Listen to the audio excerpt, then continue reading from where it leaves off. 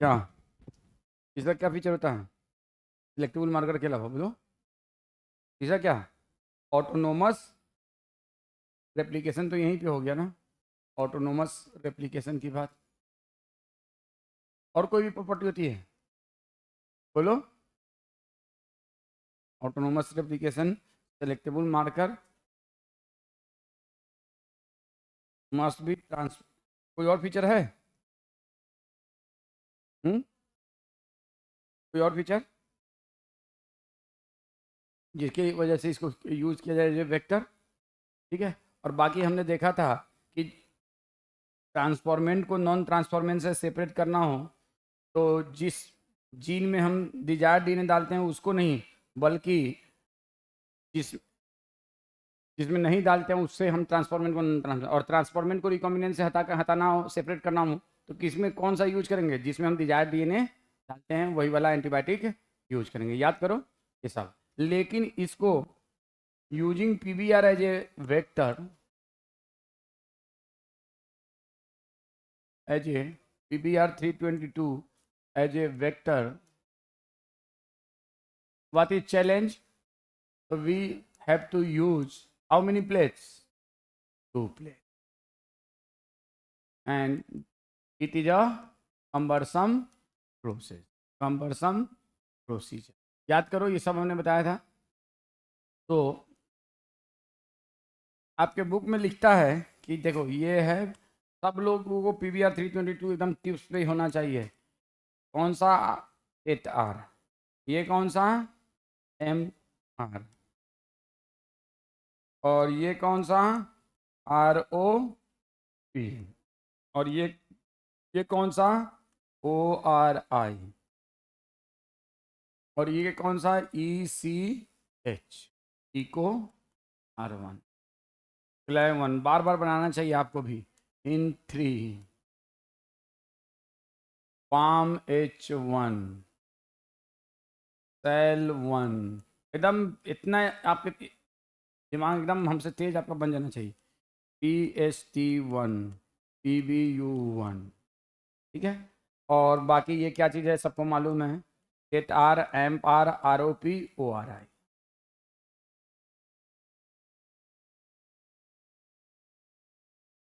और ये M R. लेकिन इसको हम एज ए वेक्टर इस्तेमाल करेंगे तो दिक्कत है। हमारे बुक में लिखता है कि अल्टरनेटिव सिलेक्टेबल मार्कर यूज। देखो मतलब कि यही चीज़ है, लेकिन इसमें सिलेक्टेबल मार्कर अल्टरनेटिव है। तो इसमें क्या किया गया? इसमें टेट आर जीन की जगह क्या लिया गया? बोलो।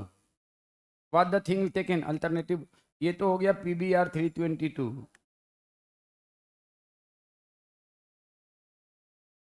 और इसमें अल्टरनेटिव सिलेक्टेबल मार्कर इस्तेमाल किया गया। कौन सा अल्टरनेटिव सिलेक्टेबल मार्कर? तो यहाँ पे इस्तेमाल किया गया alternative selectable marker. What is use? Alternative selectable marker use. और कौन सा अल्टरनेटिव सेलेक्टेबल मार्कर? तो यहाँ पे यूज किया गया, बताइए।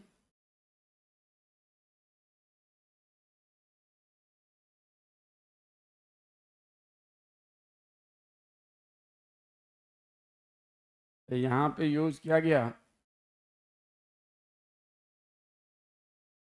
Lac Z ji.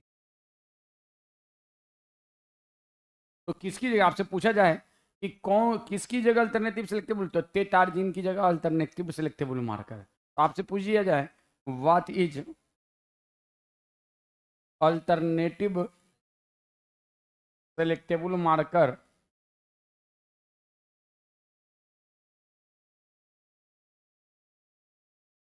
For pBR 322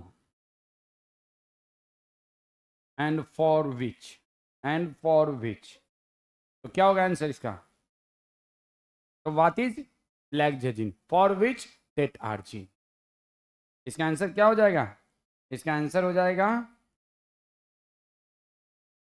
लैक्जेजिन, और किसके लिए?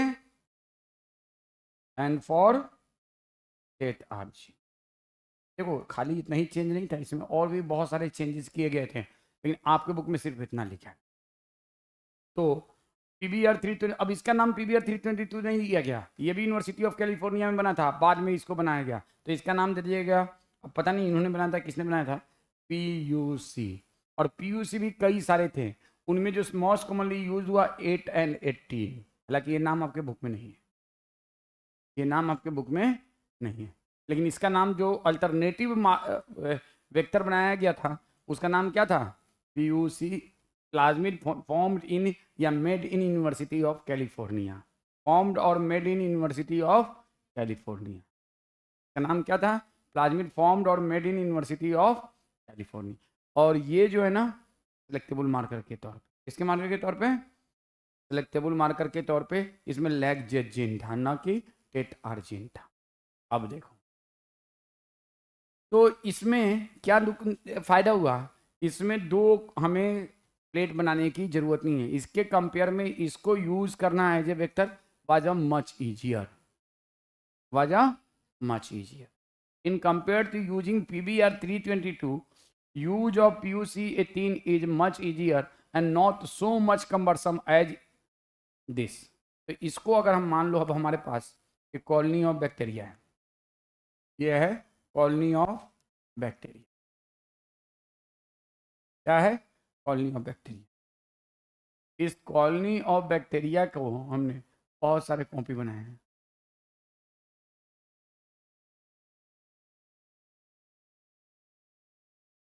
ये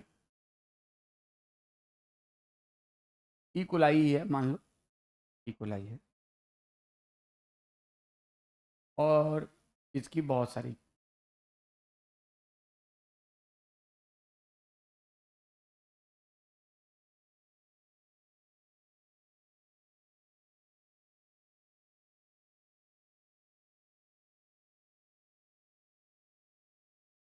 okay?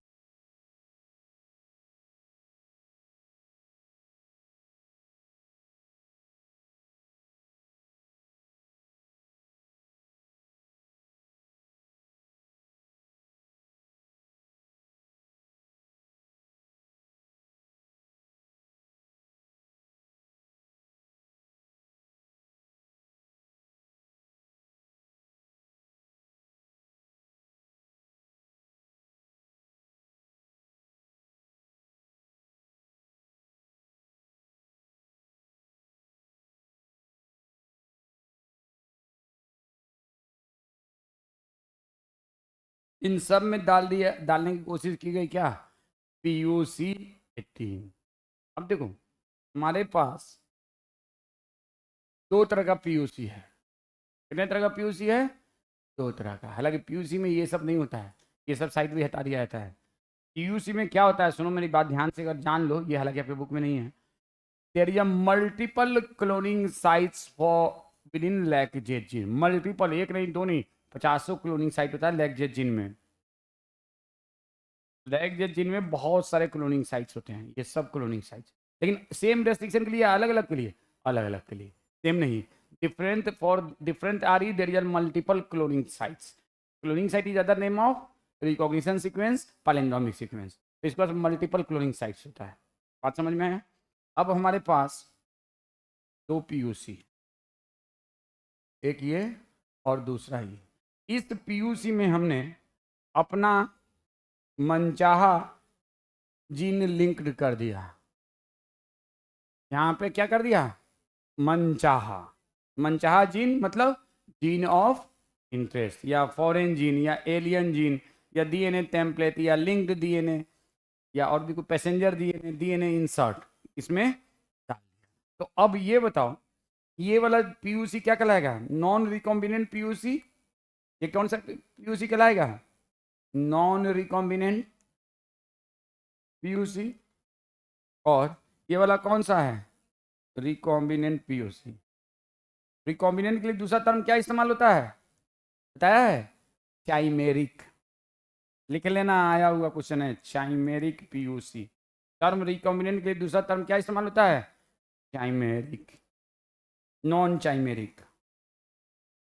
अब देखो, अब हमारे पास कोई ऐसा टेक्निक नहीं है, हमें मालूम है कि हमने एक कॉलोनी है हमारे पास PUC का, उसमें दोनों हैं, नॉन रिकॉम्बिनेंट, रिकॉम्बिनेंट भी है, नॉन रिकॉम्बिनेंट, ये कॉलोनी है, इसमें दोनों है, रिकॉम्बिनेंट भी बहुत सारे हैं और नॉन रिकॉम्बिनेंट भी, मैं दो दो तीन तीन बना लेता हूँ। नॉन रिकॉम्बिनेंट भी है और रिकॉम्बिनेंट भी।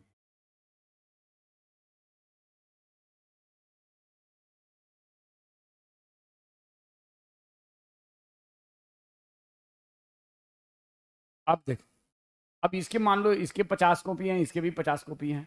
अब हमें नहीं मालूम कौन कौन है, हमने आर्बिट्रेरली इसमें से इसमें डालने की कोशिश किया। क्या क्या डालने की कोशिश किया? फिर ये कहलाएगा रिकॉम्बिनेंट, ये कहलाएगा रिकॉम्बिनेंट, और ये कहलाएगा नॉन रिकॉम्बिनेंट, ये कहलाएगा। अब इन सब में डालने की कोशिश की, मान लो सपोज करो इसमें आ गया रिकॉम्बिनेंट, इसमें क्या आ गया? रिकॉम्बिनेंट। इसमें क्या आ गया? रिकॉम्बिनेंट। इसमें ना रिकॉम्बिनेंट आया, नॉन रिकॉम्बिनेंट, इसमें नॉन रिकॉम्बिनेंट, इसमें रिकॉम्बिनेंट, इसमें कोई नहीं, इसमें रिकॉम्बिनेंट, इसमें नॉन रिकॉम्बिनेंट, इसमें रिकॉम्बिनेंट, इसमें भी रिकॉम्बिनेंट, इसमें नॉन, इन दोनों में कुछ नहीं, इसमें non recombinant, non recombinant, recombinant, recombinant, इसमें कुछ नहीं, नॉन रिकॉम्बिनेंट, रिकॉम्बिनेंट। अब देखो इनका हम नंबरिंग कर दिया, 1 2 3 4 5 6 7 8 9 10 11 12 13 14 15 16 17 18 19। अब बताओ, अब हमारे पास इस कॉलोनी में तीन तरह के मेंबर हैं, कौन कौन से? Transformant, non transformant and recombinant. और ट्रांसफॉर्मेंट को रिकॉम्बिनेंट से सेपरेट करना है और नॉन ट्रांसफॉर्मेंट को ट्रांसफॉर्मेंट। तो ये बताओ, सबसे पहले तो नॉन ट्रांसफॉर्मेंट को हम लोग अलग करेंगे किससे? ट्रांसफॉर्मेंट और रिकॉम्बिनेंट से। तो ये चाहे ये वाला हो किसी में, चाहे ये वाला हो, ये जिसमें भी होगा ये सब इक्वलाई है, तो वो किससे रेजिस्टेंट होगा? एम्पिसिलिन। सारे इक्वलाई हैं, किसका ग्रुप है ये? इक्वलाई। लास्ट क्लास में आपने पढ़ा था कि किसका ग्रुप है? Asteraceae coli.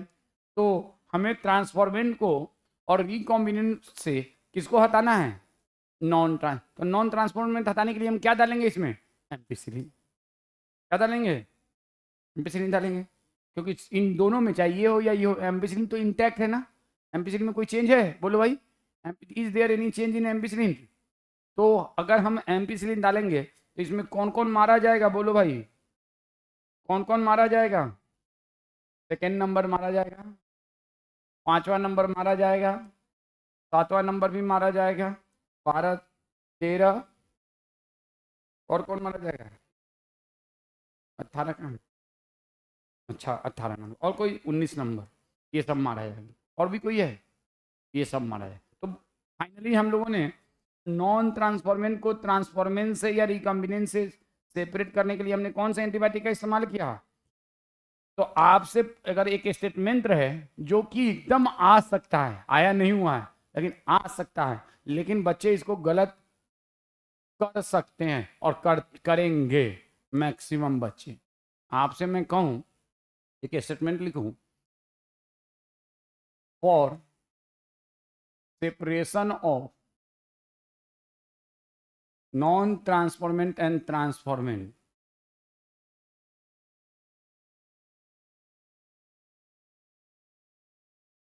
And transform,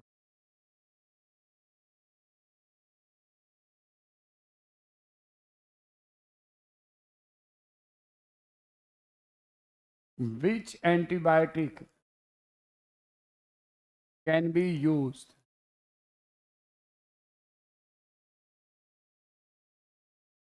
when vector is PUC or PBR3 दोनों। और इस केस में रहे पहला ऑप्शन टेट्रासाइक्लिन। अब तो सब बताओगे, बिल्कुल बताओगे, और नहीं बता रहे तो एम्पिसिलिन।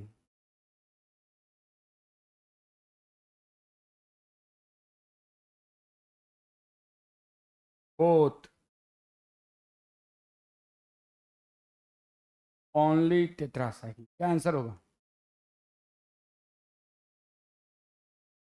भाई दोनों में के लिए कॉमन एम्पिसिलिन का इस्तेमाल कर सकते हैं कि नहीं?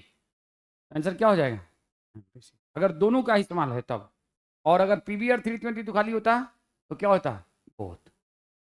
अगर ऑप्शन में है और इसमें आप में से मैक्सिमम बच्चे इसको गलत करके आओगे, मैक्सिमम बच्चे तो बोर्ड लगा के आ जाएंगे, बहुत सारे बच्चे कहेंगे ओनली टेट्रा। नहीं, इन दोनों केसेस में एम्पिसिलिन तो हम यूज कर ही सकते हैं, दोनों के पास एम्पिसिलिन है, लेकिन टेट्रासाइक्लिन तो सिर्फ हम पीबीआर 3। और अगर ऑप्शन में रहे कि सिर्फ इज पीबीआर, तब इस केस में क्या आंसर हो जाएगा? बोथ। अगर आज क्लास आपने किया होगा तभी ये बात समझ में आ रही होगी, अभी आपने लेक्चर देखा होगा, अदरवाइज नहीं समझ में आएगा। मैं लिख के देता हूँ, नहीं समझ में आएगा। अगर हम सिर्फ पीबीआर 322 यूज दे वेक्टर तो दोनों में इस्तेमाल कर सकते हैं, लेकिन अगर हम पीयूसी और पीबीआर 322 तो उसमें हमारे पास एक ही एंटीबायोटिक बनता है। इन दोनों के केस में कॉमन एक ही होगा, एमपीसी। अब ये नहीं कहेंगे बोथ, या ओनली टेट्रासाइक्लिन नहीं कहेंगे। टेट्रासाइक्लिन तो किसी केस में नहीं इस्तेमाल होगा पीयूसी के तौर पे, तो ये बात आपको याद रखना होगा। दूसरा, अब हमारे पास यहाँ पे है recombinant and non recombinant. Non recombinant का दूसरा नाम है ट्रांसफॉर्मेंट। नॉन रिकॉम्बिनेंट का दूसरा नाम है ट्रांसफॉर्मेंट। ये भी आपको लास्ट क्लास किए होंगे आप अभी। नॉन रिकॉम्बिनेंट का दूसरा नाम है ट्रांसफॉर्मेंट। तो ये बताओ, अब आपको यहाँ पे रिकॉम्बिनेंट को ट्रांसफॉर्मेंट से या नॉन रिकॉम्बिनेंट से सेपरेट करना है, क्या करोगे? चल, अब आप मुझे वो सब छोड़ो, अब बताओ इसमें सब में कौन सा वेक्टर है? पीबीआर 322 या पीयूसी? पीयूसी। अब ये सब एम्पिसिलिन के लिए रेजिस्टेंट है, तो क्या एम्पिसिलिन इस्तेमाल होगा? चाहे रिकॉम्बिनेंट हो चाहे ट्रांसफॉर्मेंट हो, नॉन रिकॉम्बिनेंट, दोनों क्या है? Ampicillin resistant. तो अब क्या करोगे बताइए? How you will separate the recombinant from transformant या नॉन रिकॉम्बिनेंट? क्या करेंगे? सही आंसर दीजिए। What you do? क्वेश्चन का आंसर बताओ, लिख लिया ये। Which substance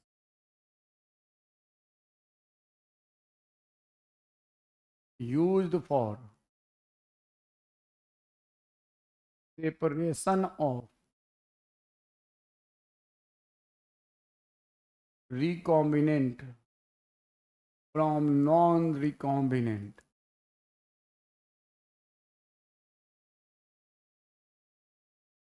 When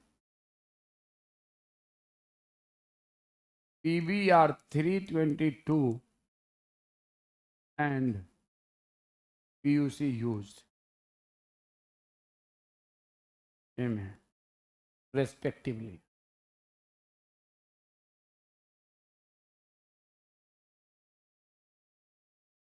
Antibiotic and blue color chromogenic substrate.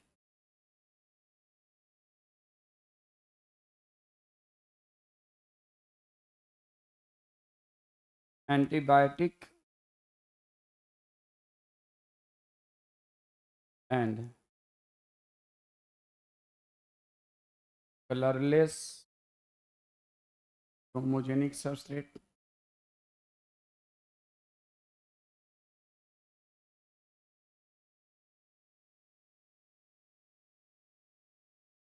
Antibiotic and antibiotic.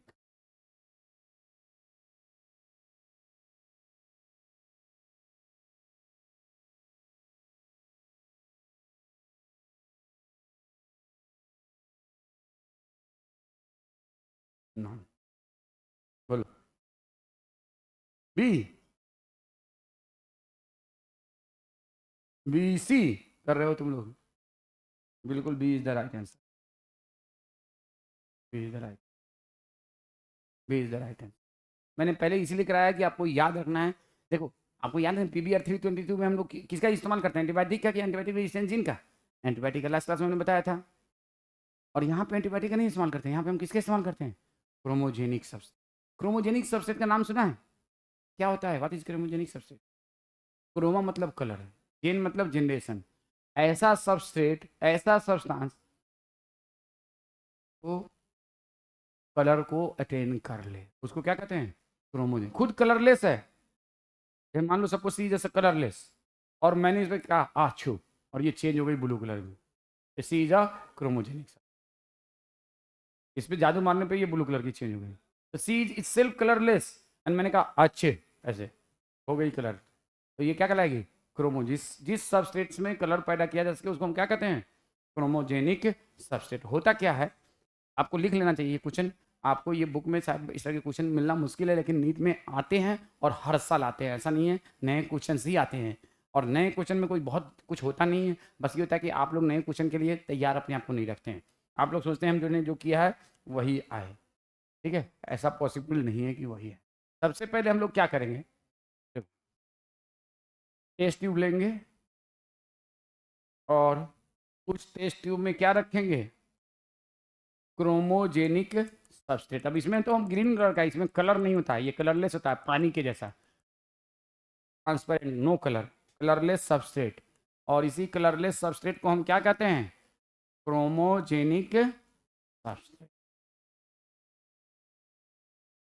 तो पहली बात तो आपसे ये क्वेश्चन नीट में डायरेक्ट आ सकता है कि क्रोमोजेनिक सबस्ट्रेट का कलर कैसा होता है? कैसा कलर होता है? और इसके अंदर होता है हैविंग लैक्टोज। ये आप सबको मालूम होगा। इस क्रोमोजेनिक सबसेट में क्या होता है? लैक्टोज। अब हम क्या करेंगे, लिख लिया, ये लिख लिया, रिटन। तो अब उसके बाद हम क्या करेंगे, इसके बहुत सारे कॉपी लेंगे। किसके? ये ऐसे टेस्ट ट्यूब हम ऐसे कई सारे ले लें, मान लो 1 2 3 4 5, ऐसे बहुत सारे टेस्ट ट्यूब ले लें। बहुत आसान है इसमें करना। 8, जितने बोर्ड पे जगह है 8 ले लिया और इसको नंबरिंग कर दिया 1 2 3 4 5 6। अब क्या करेंगे, हमारे पास ये पूरी कॉलोनी है, इसमें से उठाएंगे कुछ बैक्टीरिया, इसमें डाल दिया, फिर दूसरी बार उठाएंगे, इसमें डाल दिया, सब में कुछ कुछ डालते जाएंगे। ए में भी डाल दिया यहाँ पे, फिर बी में भी हमारे पास डालने के लिए उसमें से निकाल के, उसी तरह से सब में हमने इसमें 1 2 3 4 5 6 7, और वेट करेंगे कुछ मिनट का, 15-20 मिनट का वेट करेंगे। उसके बाद हमने देखा 15-20 मिनट के बाद क्या हो रहा है, इसमें ब्लू कलर हो जा रहा है। इसमें क्या हो जा रहा है? Blue colour. इसमें भी ब्लू कलर हो जा रहा है, इसमें भी ब्लू कलर हो जा रहा है, इसमें भी ब्लू कलर हो जा रहा है, और इसमें भी ब्लू कलर हो जा रहा है। ब्लू कलर किसमें किसमें नहीं हो रहा है?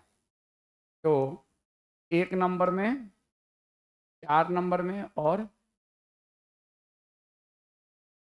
ब्लू कलर किसमें होगा? देखो, क्रोमोजेनिक सबस्ट्रेट के पास क्या होता है? लैक्टोज। क्रोमोजेनिक सबस्ट्रेट के पास क्या होता है? लैक्टोज। और पीयूसी के पास कौन सा एंजाइम है? कौन सा जीन है? Lack Z gene. पीयूसी के पास कौन सा जीन है भाई? तो पीयूसी के पास है लैक जेड जीन। ये है लैक जेड। इधर में क्या है? Amp R. अब देखो, लैक जेड जीन जो है, कौन सा? Lac Z gene. ये लैक जेड जीन जो है, ये क्या पैदा करता है? Beta galactosidase. और बीटा गैलेक्टोसाइडेज जो है वर्क करता है किस पे? लैक्टोज पे। और इसको चेंज करता है किस में? ग्लूकोज प्लस गैलेक्टोज में। और जब ये रिएक्शन होता है ना, तो क्रोमोजेनिक सबस्ट्रेट किस में चेंज हो जाता है? ब्लू कलर में। कलरलेस क्रोमोजेनिक सबस्टेंट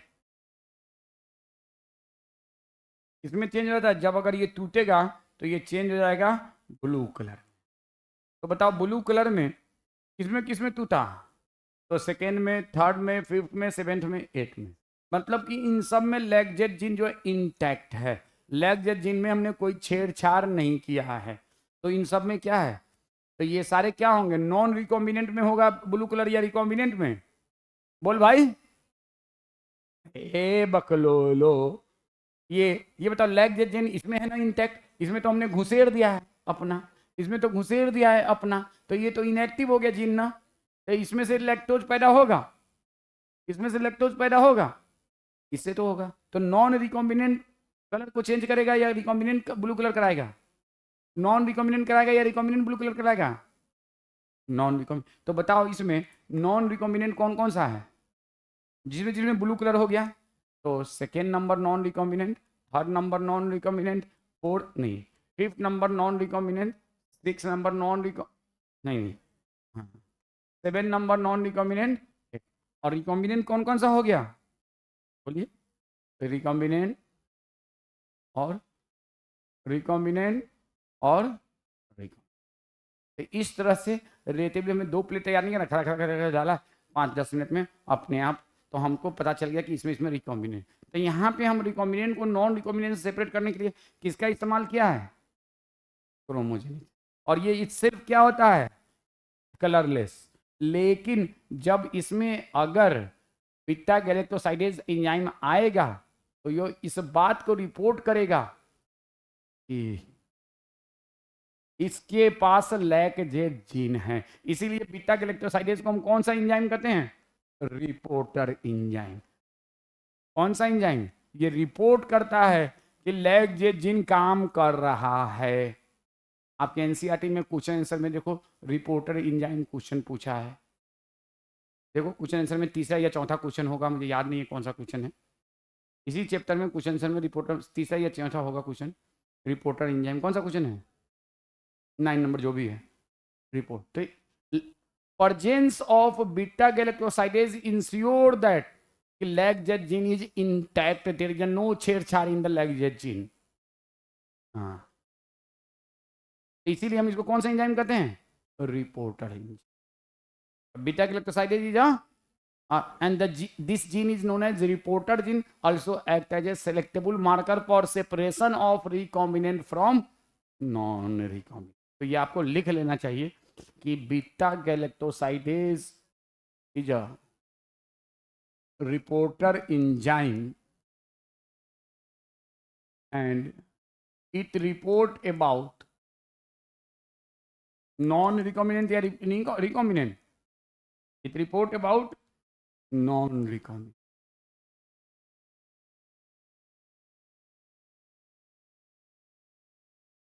देखो पिछले क्लास में अगर एब्सेंट रहोगे तो वाकई में नहीं समझ में आ रहा होगा, या नहीं कियोगे तो क्लास को। Next, enzyme beta galactosidase producing enzyme is known as beta galactosidase producing enzyme known as what? कौन सा gene? known as beta galactosidase producing enzyme known as, बोलो, रिपोर्टर जीन। और कौन सा? ये लैक्जेट जीन, ब्रैकेट में लिख लेना, आ सकता है ये लैक्जेट। एंड विथ रिपोर्ट, तो रिकॉम्बिनेंट में लैक्जेट जीन एक्टिव होगा या इनएक्टिव होगा? रिकॉम्बिनेंट में लैक्जेट जीन एक्टिव होगा कि इनएक्टिव होगा? इनएक्टिव। क्यों? क्योंकि उसमें हमने इंसर्ट कर दिया है डिजायर जीन, तो उसी को क्या कहते हैं? Insertional inactivation. आपको ऑलरेडी मैंने बता चुका है। तो इंसर्शनल इनएक्टिव, कोई दिक्कत, एनी प्रॉब्लम? तो आपको आज के बाद अल्टरनेटिव सिलेक्टेबल मार्कर पूछा जाए पीवीआर 322 में, क्या है पीवीआर 323 का alternative selectable? LacZ gene in place of tet R जी, in place of tet R. और ये सब बात आपके बुक में बस इस तरह से है आपके बुक में कि समझाना भी है मुश्किल, सुनाना भी है मुश्किल, है ना, दोनों। लेकिन आपके बुक में सब है। कौन सा चैप्टर है?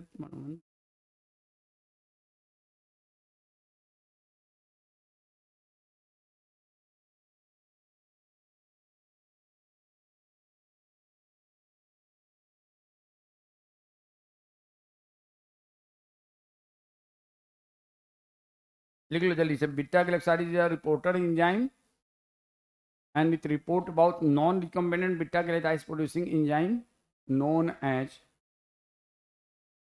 non-recombinant beta galactosidase producing enzyme known as reporter gene। कौन सा जीन? Reporter gene. तो कीप इन योर माइंड, इस बात को एकदम ध्यान में रखना पड़ेगा आपको, ठीक है? क्या इतना रूठ रहे हो भाई?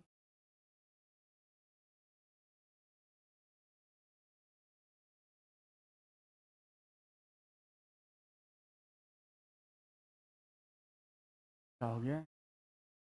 ज़्यादा ही नखरा नहीं दिखा रहा है? को भी किसी रिपोर्टर की ज़रूरत है क्या? नहीं, ये तो चैप्टर ही गलत खुल गया।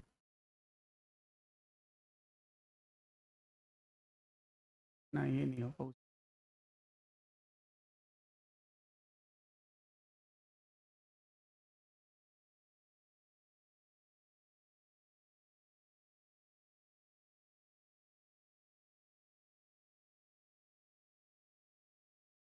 ऑफ करना करना होगा। खोल के ऑफ करो, ऑन करो, देखो, बताओ।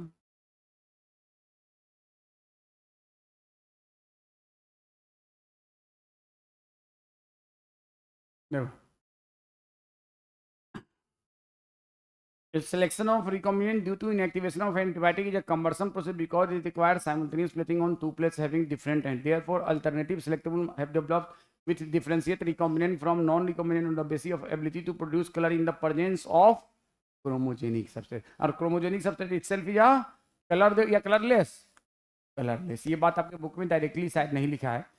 In this, a recombinant DNA is inserted within the coding sequence of enzyme beta-galactosidase. This results in inactivation of gene for synthesis of enzyme, which is known as insertional inactivation. The presence of chromosonic substrate.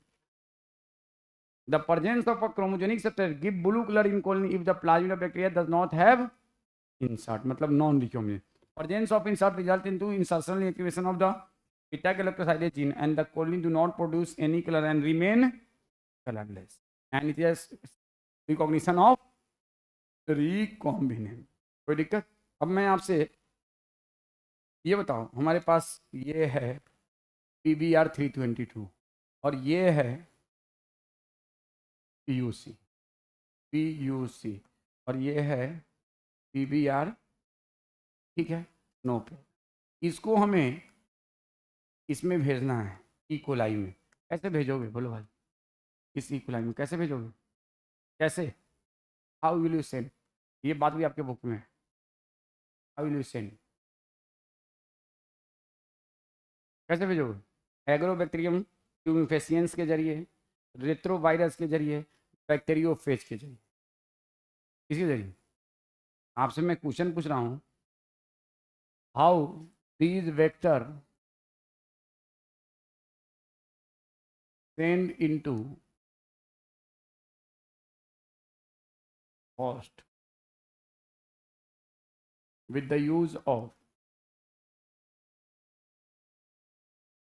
Agrobacterium tumefaciens.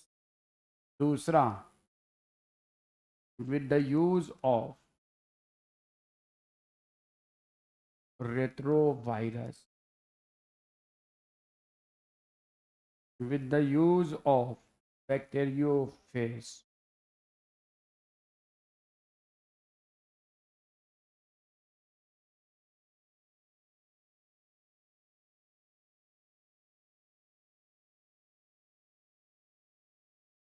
by gene gun method,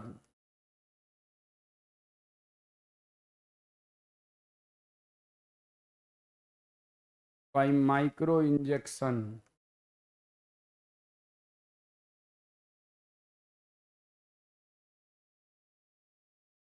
तो बोलना कि sir भी 8 घंटे में call करते हैं. by micro injection और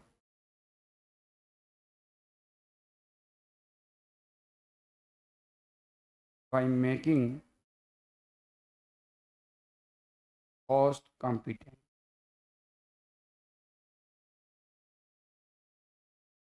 बताओ, आंसर बताओ.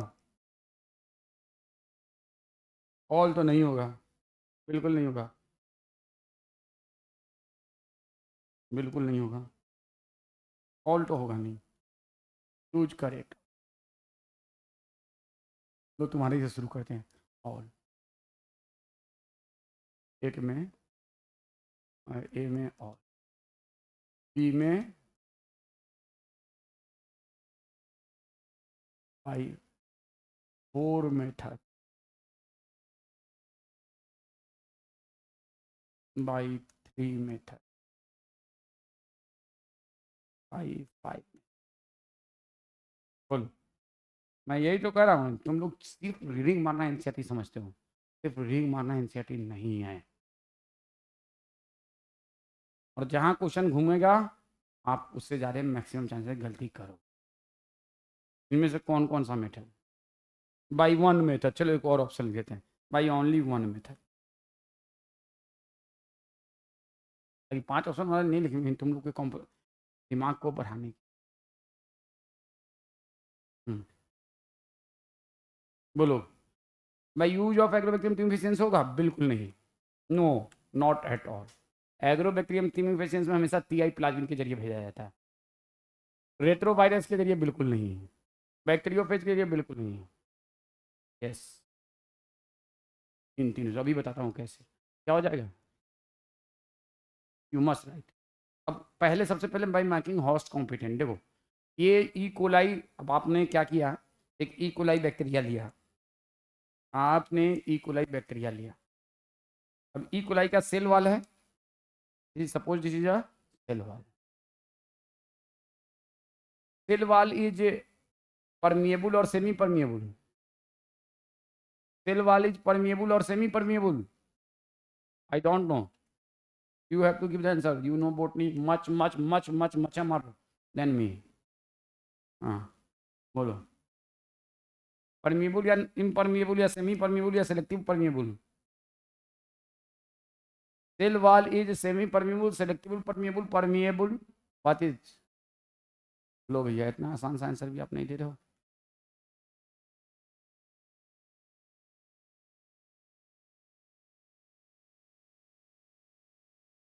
ये इसका अपना प्लाज्मिड है।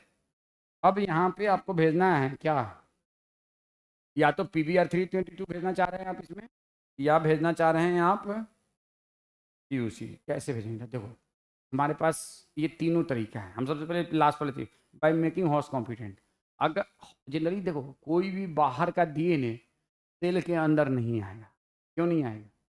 क्योंकि देखो सेल वाल के थ्रू तो DNA आ सकता है, ये DNA ही तो है ना, not very large size, very small होता है प्लाज्मिक डायग्राम में ना हमने पढ़ा, ये इतना स्मॉल होता है कि नेकेड क्या है आप इवन कंपाउंड माइक्रोस्कोप से नहीं देख सकते हो, इलेक्ट्रॉन माइक्रोस्कोप में बहुत हाई मैग्निफिकेशन देख सकते हो। तो ये सेल वाल को तो क्रॉस कर सकता है कौन? दे can cross cell wall, they can cross cell wall because cell wall is highly porous, highly permeable structure, they allow movement of little small and large molecule across it. तो cell wall is highly permeable, not selectively semi, highly permeable.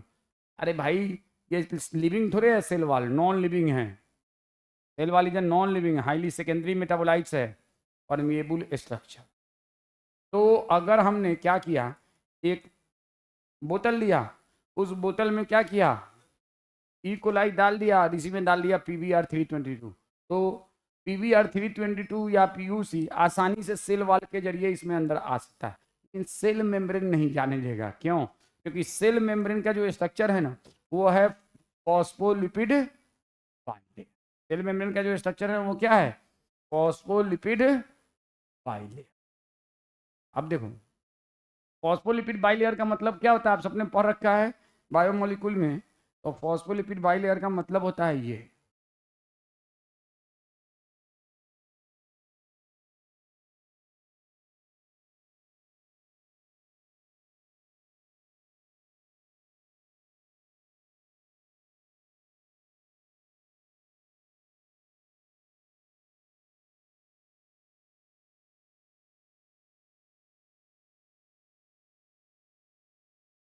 मैं right और wrong? यही तो है ना। अब ये बताओ, यहाँ पे ये है PBr322, ये है PUC। तो क्या इसके थ्रू, क्या इसके थ्रू इस बैक्टीरिया में ये इंटर कर सकता है? नहीं। क्यों? क्योंकि ये जो है ये दोनों क्या है, DNA। और DNA क्या होता है, हाइड्रोफिलिक या हाइड्रोफोबिक? हाइड्रोफिलिक। अब देखो आप सबको मालूम है ये है हेड, ये क्या चीज है, हेड। तो हेड हाइड्रोफिलिक होता है कि हाइड्रोफोबिक? है हाइड्रोफिलिक या हाइड्रोफोबिक? हाइड्रोफिलिक। पोलर की नॉन पोलर? पोलर। और जो है ये क्या है, नॉन पोलर तेल हाइड्रोफोबिक, हाइड्रोफोबिक। ए भाई, तो ये कैसे घुसेगा इसके थ्रू? तो बड़ा समस्या है, हाउ इट विल। क्यों? बीच में है पूरी है तो नहीं घुसेगा, घुसने ही नहीं देगा। तो इट कैन नॉट। तो अगर हम इस गिलास के अंदर, इस बोतल के अंदर हमने 1,00,000 इक्वलाई डाल दिया, 1,00,000 PBr322 डाल दिया, और कितना भी सेक करेंगे ना PBr322 बाहर रहेगा और अंदर नहीं आएंगे। लेकिन अगर हम इस सेल में कुछ कुछ कर दें, क्या कर दें, हाँ कुछ कुछ कर दें, तो उसके बाद एक दो बार ऐसे करेंगे या ऐसे ऑटोमेटिकली रख देंगे, कुछ देर में ये अपने आप अंदर आ जाए। तो उसके लिए हमें इस सेल को क्या बनाना पड़ेगा, कॉम्पिटेंट। कॉम्पिटेंट बना के हम इसमें क्या बना लेते हैं, तो यहाँ से स्पेसिफिक एरिया दे देते हैं जिसके जरिए ये आसानी से ये चाहे ये घुस।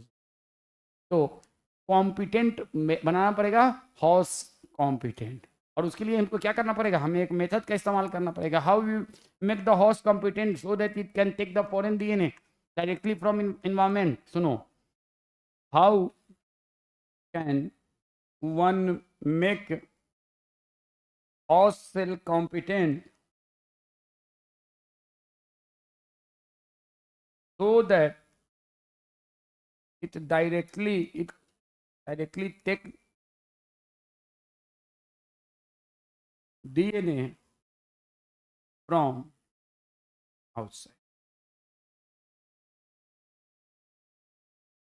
How can one make host cell competent so that it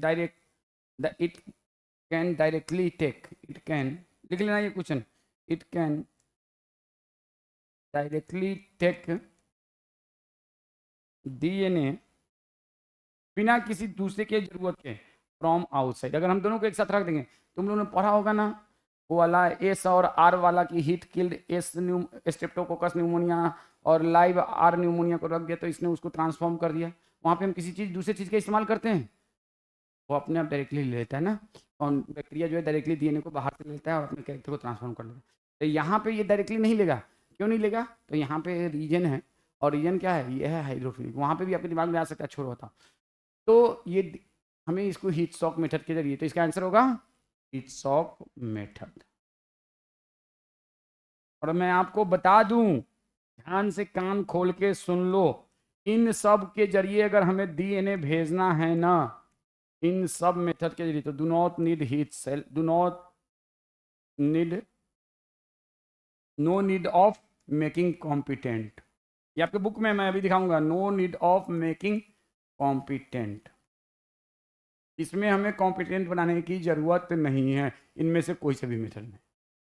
हमें सिर्फ जरूरत किस में है, जब हम डायरेक्टली भेजते हैं बिना किसी इनमें से कोई सा भी तरीका नहीं यूज करें, तब इनमें हमें हीट शॉक मेथड की जरूरत नहीं है। सिर्फ जब हम डायरेक्टली DNA को रख दिया और एक सेल रख दिया और उसमें DNA खुद से घुस जाए, उसके लिए जरूरत है। तो इसमें क्या करते हैं, हाँ इनमें से कोई में भी जरूरत नहीं है 5 नंबर तक में। अब इसमें हम लोग क्या करते हैं, तो सुनो, हम लोग एक क्या लेते हैं, बोलो हमें क्या क्या रिक्वायरमेंट है हीट शॉक मेथड के लिए। तो बर्फ़ की ज़रूरत है हीट शॉक मेथड के लिए, हमें रिक्वायरमेंट क्या क्या है, तो बर्फ़, ice, ice a source of heat,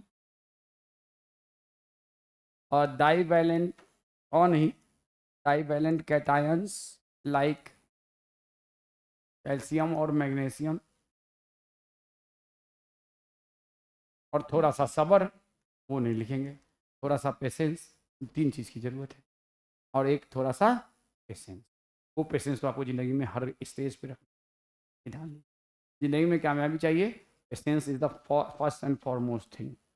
heat stock method, देखो क्या करते हैं हम लोग, एक आइस का, देखो मैं बिल्कुल लोकल तरीके से बता रहा हूँ, एक आइस है, ये इस आइस पे हमने क्या किया, रख दिया बैक्टीरिया, रख दिया बैक्टीरिया, इसी पे रख दिया, मान लो हमें PBr322, ये अपना अलग, ये अपना अलग, ये मतलब अलग अलग नहीं है, बहुत सारे PBr322, लेकिन कोई घुस नहीं रहा है। उसके बाद हम क्या करेंगे, ऐसे ही इंक्यूबेट कर देंगे। यहीं पे क्या रखा होगा, मैग्नीशियम आयन या कैल्शियम।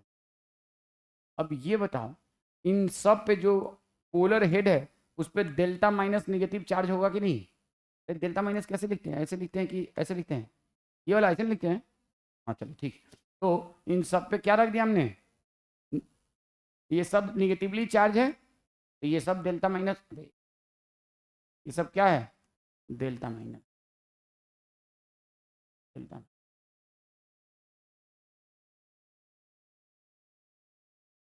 अब क्या होगा, इस पे आपने साथ में क्या रख दिया है, कैल्शियम मान लो, तो कैल्शियम क्या होगा, कैल्शियम यहाँ पे आता है, कैल्शियम यहाँ पे आता है, पॉजिटिव चार्ज है तो निगेटिव चार्ज से इंटरेक्ट करेगा कि नहीं।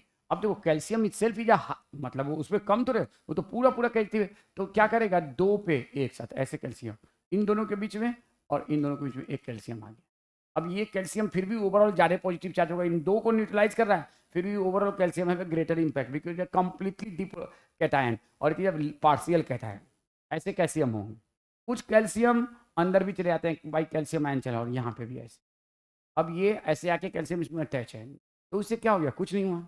अब इसको आप क्या करोगे ना, इसको आपने 15 मिनट के लिए यहाँ पे छोड़ दिया, सुन लीजिए, 15 मिनट के बाद आपने इस सेल को उठाया और यहाँ से उठा के एक सोर्स ऑफ हीट पे, ये है सोर्स ऑफ हीट, यहाँ से हीट निकल रहा है, कैसे करते हैं आई डोंट नो।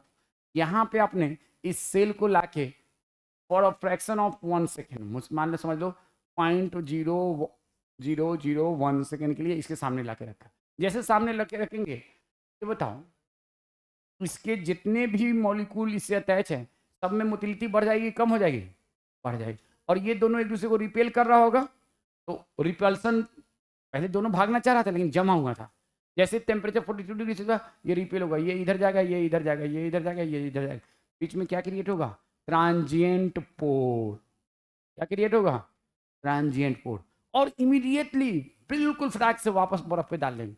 तो अब ये जो फैला हुआ था कुछ देर के लिए फैला रहेगा, क्यों, क्योंकि तो वहां पे जाके वो जम गया, वहां जाके, और स्पोर के जरिए खटाखट खटाखट क्या PBr 320 या PUC, तो इसमें कौन सा पोर क्रिएट हुआ, ट्रांजिएंट पोर। हमने क्या किया, आइस पे इंक्यूबेट किया किसको, PBr 322 डाइवेलेंट कैटायन और सेल को, उसके बाद सेल को निकाला थोड़ी देर के बाद, और सेल को 42 डिग्री सेल्सियस पे थोड़ी देर के लिए रखा और वापस बर्फ पे डाल लिया, और उसमें जो ट्रांजिएंट पोर क्रिएट हुआ उस ट्रांजिएंट पोर के जरिए इसमें हमारा PBr 322 या PUC जो कि रिकम्बिनेंट भी हो सकता है या नॉन रिकम्बिनेंट भी अंदर आ जाएगा।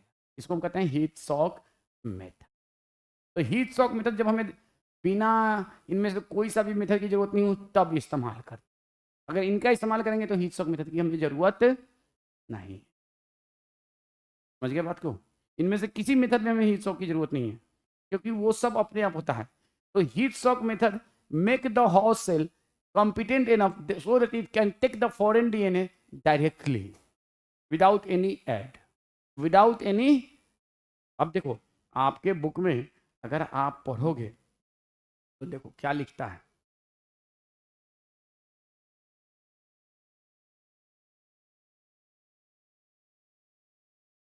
अच्छा इससे पहले इसके आगे से पहले हम लोग पहले इन वेक्टर्स की बात कर लेते हैं। ये तीनों भी वेक्टर है, ये भी वेक्टर है, तब हम आगे समझाएंगे। ये भी एक वेक्टर है, ये भी एक वेक्टर है, और ये भी एक वेक्टर है, और एक और लिख लो इसमें कैंसेरियस सेल, एक और लिख लो आपको याद रहेगा। और इसको भी जरूरत नहीं होती है किसकी, किसकी नहीं जरूरत होती है, कॉम्पिटेंट की। सिर्फ जरूरत किसको है, 4 5 और 6 को। आंसर में आप लिख लेना 4 5 6 7 कैंसर। तो इन सब के जरिए हम लोग जो कहा जाए how foreign DNA of these vector, how foreign DNA send into host cell, so with the use of retrovirus, with the use of bacteriophage, by gene gun method, by micro injection, by cancerous cell, by making host cell competent। आपको तो पहला सबसे मैं question पूछ रहा हूं, why there is need of so much method for sending foreign DNA और recombinant DNA into host. बताओ क्यों इतने तरीके की जरूरत है, कौन कौन। तो मैं तरीका यहाँ लिख रहा हूँ, इसको दो ग्रुप में हम डिवाइड करेंगे, use of vector and vectorless method. और वेक्टरलेस मेथड में है, देखो अब ये बात आपके बुक में कहीं नहीं है, लेकिन ये है, लेकिन है जीन गन मेथड, ये तो है। जीन गन मेथड का दूसरा नाम बायो, लिख लो, बिल्कुल लिखो, लिस्टिक मेथड। आपको मालूम है मुझे कि मैंने पहले भी शायद लिखा है ये, लेकिन एक बार लिखो। दूसरा माइक्रो इंजेक्शन, ये दोनों तो आपके बुक में। तीसरा heat shock method, yes heat shock लिखो, ये नहीं है आपके बुक। और है, नहीं है केमिकल मेथड। हाँ ठीक है, मैं आ रहा हूँ। हाँ मैं कल किस में था, परसों H1 H2 केमिकल मेथड और और भी मेथड होता है इलेक्ट्रोपोरेशन। देखो ये मैंने इसलिए लिखा है ना कि एमसीक्यू के बुक में आपको मिल सकता है, ये दोनों नाम आपके बुक में नहीं है। देखो आप इन सब ये ये और प्लस इन सब में से किस में आपको हीट शॉक मेथड है, बाकी इनमें से किसी में आपको वेक्टर की जरूरत नहीं। बाय यूज ऑफ वेक्टर, तो कौन सा वेक्टर, तो एग्रोबैक्टीरियम ह्यूमिफेस्ट। और देखना आपके बुक में है, और मैं कह रहा हूँ नहीं भी है। दूसरा रेट्रोवायरस, तीसरा बैक्टीरियोफेज, चौथा कैंसेरियस से। इतने तरह का मेथड है हमें फॉरेन डीएनए को सेल के अंदर भेजने के लिए। इसको फॉरेन डीएनए को सेल के अंदर भेजने के लिए Agrobacterium, retrovirus, bacteriophage, cancerous cell, gene gun method, micro injection, chemical method, electroporation. इतने तरह के मेथड की जरूरत है। क्यों भाई, एक मेथड तक काम चल जाता है। बताओ भाई आंसर दो, पूछा जा सकता है। एनीवन गिव मी आंसर, लिख जरूर लेना, आपके बुक में नहीं है और है। अभी दिखाऊंगा तो कहे अरे हाँ है, अभी दिखाऊंगा तो कहोगे हाँ है। सिर्फ वो नहीं है दोनों, कौन सा, केमिकल एंड इलेक्ट्रोपोरेशन, ये नहीं है, ये दोनों नहीं है आपके बुक। लेकिन नाम याद रखना, मैं बताऊंगा भी नहीं वो क्या। बोलो एनीवन। इसका कहना है कि मान लो ये है साइकोट प्लांट सेल, पीछे में है एक बैक्टीरिया, उससे पीछे में है एक एनिमल सेल, तो सब में एक ही तरीके से आप नहीं भेज सकते हैं। एक तो यस, ये एक रीजन है, नीड ऑफ डिफरेंट वेक्टर, एक रीजन तो ये है डिफरेंट। तो इन्होंने कहा भाई जहाँ जिसमें जो घुसे, जिसके जरिए या जिसमें जो मेथड सुटेबल हो, तो फॉर डिफरेंट हाउ। और बताओ, बिल्कुल ठीक आंसर है, फॉर डिफरेंट हाउ, बिल्कुल। लेकिन इससे भी और भी इंपॉर्टेंट रीजन्स हैं, बताइए। हाँ नहीं, हो तो गया फॉर डिफरेंट हाउस, इसीलिए अलग अलग हाउस के लिए हम लोग, चूंकि हर हाउस में सेम कैरेक्टर नहीं है, इसलिए किसी हाउस में कोई मेथड अलाउ करेगा, किसी हाउस में कोई मेथड अलाउ करेगा, किसी हाउस में कोई। हाँ बताओ। और इससे भी ज़्यादा इंपॉर्टेंट नहीं है, ये बताओ, तुम्हारी गर्लफ्रेंड है 180 किलो की, उसकी गर्लफ्रेंड है 100 किलो की, उसके पीछे वाले की गर्लफ्रेंड है 70 किलो की, उसके पीछे वाले की है 40 किलो। ठीक है, खड़े हो जाओ, तुम चारों खड़े हो जाओ, खड़े हो जाओ बे,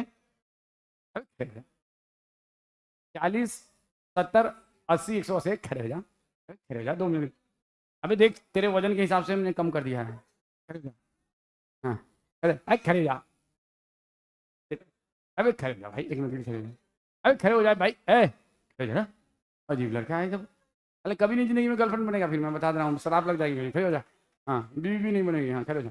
देखो अब इसको अपने बीवी को ले जाना है, अब ये एक मोपेड रखे हुआ है, 180 किलो की बीवी को बैठाएगा, गर्लफ्रेंड को बैठाए, मोपेड में धंस जाएगा, धंस जाएगा कि नहीं, देख सारा पहिया वैया सब उसका बेकार परमानेंटली। तो इसे चाहिए 350 सीसी वाली बुलेट, 250 वाली नहीं, या 500 सीसी वाली, 500 सीसी की भी आती है ना, 500 सीसी वाली चाहिए। 300-250 सीसी वाला बुलेट भी काम नहीं करेगा, उसका 100 किलो का मामला है, उसका 300 सीसी से चल जाएगा, उसका पैशन प्रो वगैरह से मतलब 100 सीसी वाले से भी काम चल जाएगा, तुम्हारा तो मोपेड से काम चल जाएगा, साइकिल से भी चल जाएगा। लेकिन शायद तुम्हारा अपना, हाँ, उसका अपना वजन, यस, वो भी एक, चलो वो भी एक, देखो, लेकिन अभी हम बात कर रहे हैं गाड़ी की, उस पर मत सोचो। यस, बिल्कुल सही, और वो भी एक रीजन है, लेकिन वो हमें अभी नहीं पढ़ना है। आपको मैं बताऊं, तो अलग अलग साइज के डीएनए को कैरी करने के लिए अलग अलग वेक्टर की जरूरत है। अब इसको कैरी करने के लिए किसको चाहिए 500 सीसी, उसको चाहिए 300, उसको 100 सीसी में चल जाएगा, और उसका तो 40 सीसी में भी काम चल जाएगा। हालांकि उसका अपना वजन है, लेकिन गाड़ी से नहीं ले जा रहा है, खुद उठा के ले जा रहा है। अब उल्टा सोच लो, रिवर्स, तो जो सबसे पतला होगा सबसे कम वजन का उठा के ले जाए, ऐसा सोच सकते हो। मैं वहाँ पे नहीं आ रहा हूँ, मैं यहाँ पे ये आपको समझाना जा रहा हूँ। हालांकि वो भी रीजन है बायोटेक्नोलॉजी में जो अभी आपने बोला है, लेकिन वो अभी हमें जरूरत नहीं। We need different type of vector for carrying different size of desired DNA. देखो खुश हो रहा है। We need different size of we need different type of vector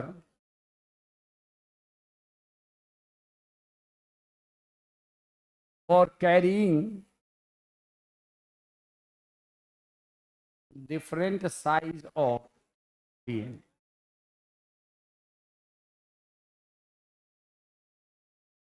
हम लोग का एक बैचमेट था, when I was doing master, उसके पास 2 गर्लफ्रेंड थी, सच में। एक थी 180 किलो वाली और दूसरा थी 45 किलो वाली। इसीलिए उसने क्या रखा था 500 सीसी वाला, क्यों, दोनों उसमें कैरी कर सकता है, 45 किलो वाला भी, 180 किलो वाला भी। हाँ, अरे एक सर है ये, तब तो वर्ल्ड वार हो जाएगा। ठीक है ना, समझ गए बात को। तो जो वेक्टर बड़े साइज का कैरी कर सकता है वो छोटे साइज का कर सकता है, लेकिन जो छोटे, अरे यार ये नसीब मेरा नहीं रहा, अफसोस है इस बात का। ठीक है ना, ये नसीब नहीं रहा मेरा, अफसोस है इस बात का। इसलिए मैंने अपने बच्चों को कहा है कि जब तुम लोग बड़े हो जाना, अभी नहीं कहा लेकिन जब वो इस लायक हो जाएंगे तो मैं उनको जरूर कहूँगा कि दुनिया में कोई काम नहीं छोड़ना चाहिए, ये काम भी करो। नहीं, मैं तो कहूँ, मैं तो बिल्कुल कहूँगा करना चाहिए यार, अफसोस है इस बात का। ठीक है, we need different type of vector for carrying different size of DNA. ठीक है, चलो, एक ये, और तीसरा रीजन बताओ, जल्दी बताओ यार। Copy number, copy number.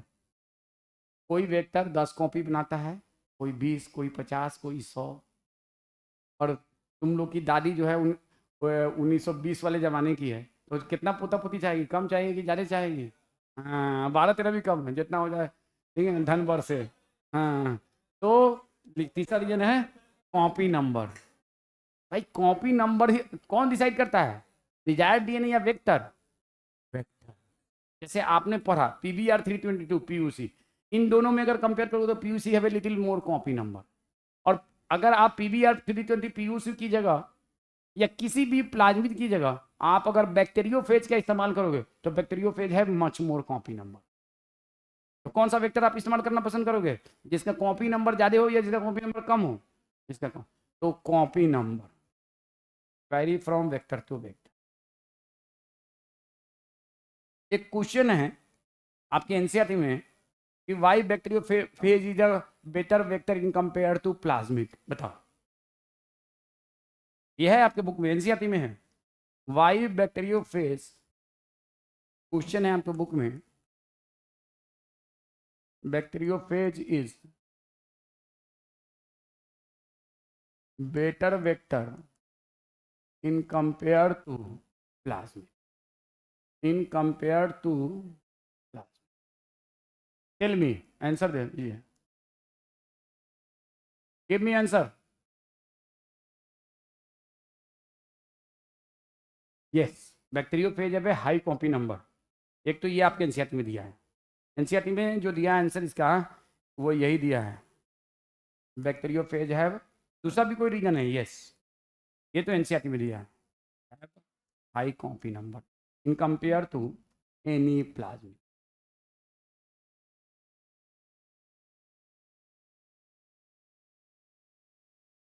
Any. दूसरा रीजन जो नहीं दिया है वो मैं बता रहा हूँ, not in NCERT. Bacteriophage is just like 300 cc, not 100 cc. It can carry larger size or a smaller size in compared to plasmid. It can carry both larger and smaller.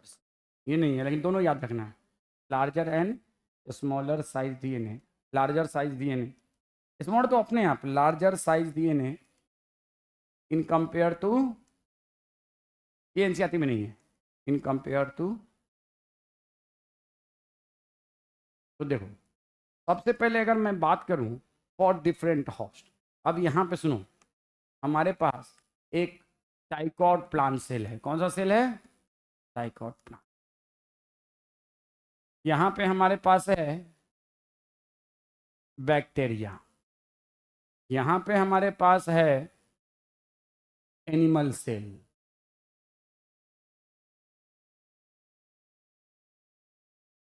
तो डाइकॉट प्लांट सेल को में भेजने के लिए हम सबसे commonly use करते हैं, most commonly use is TI plasmid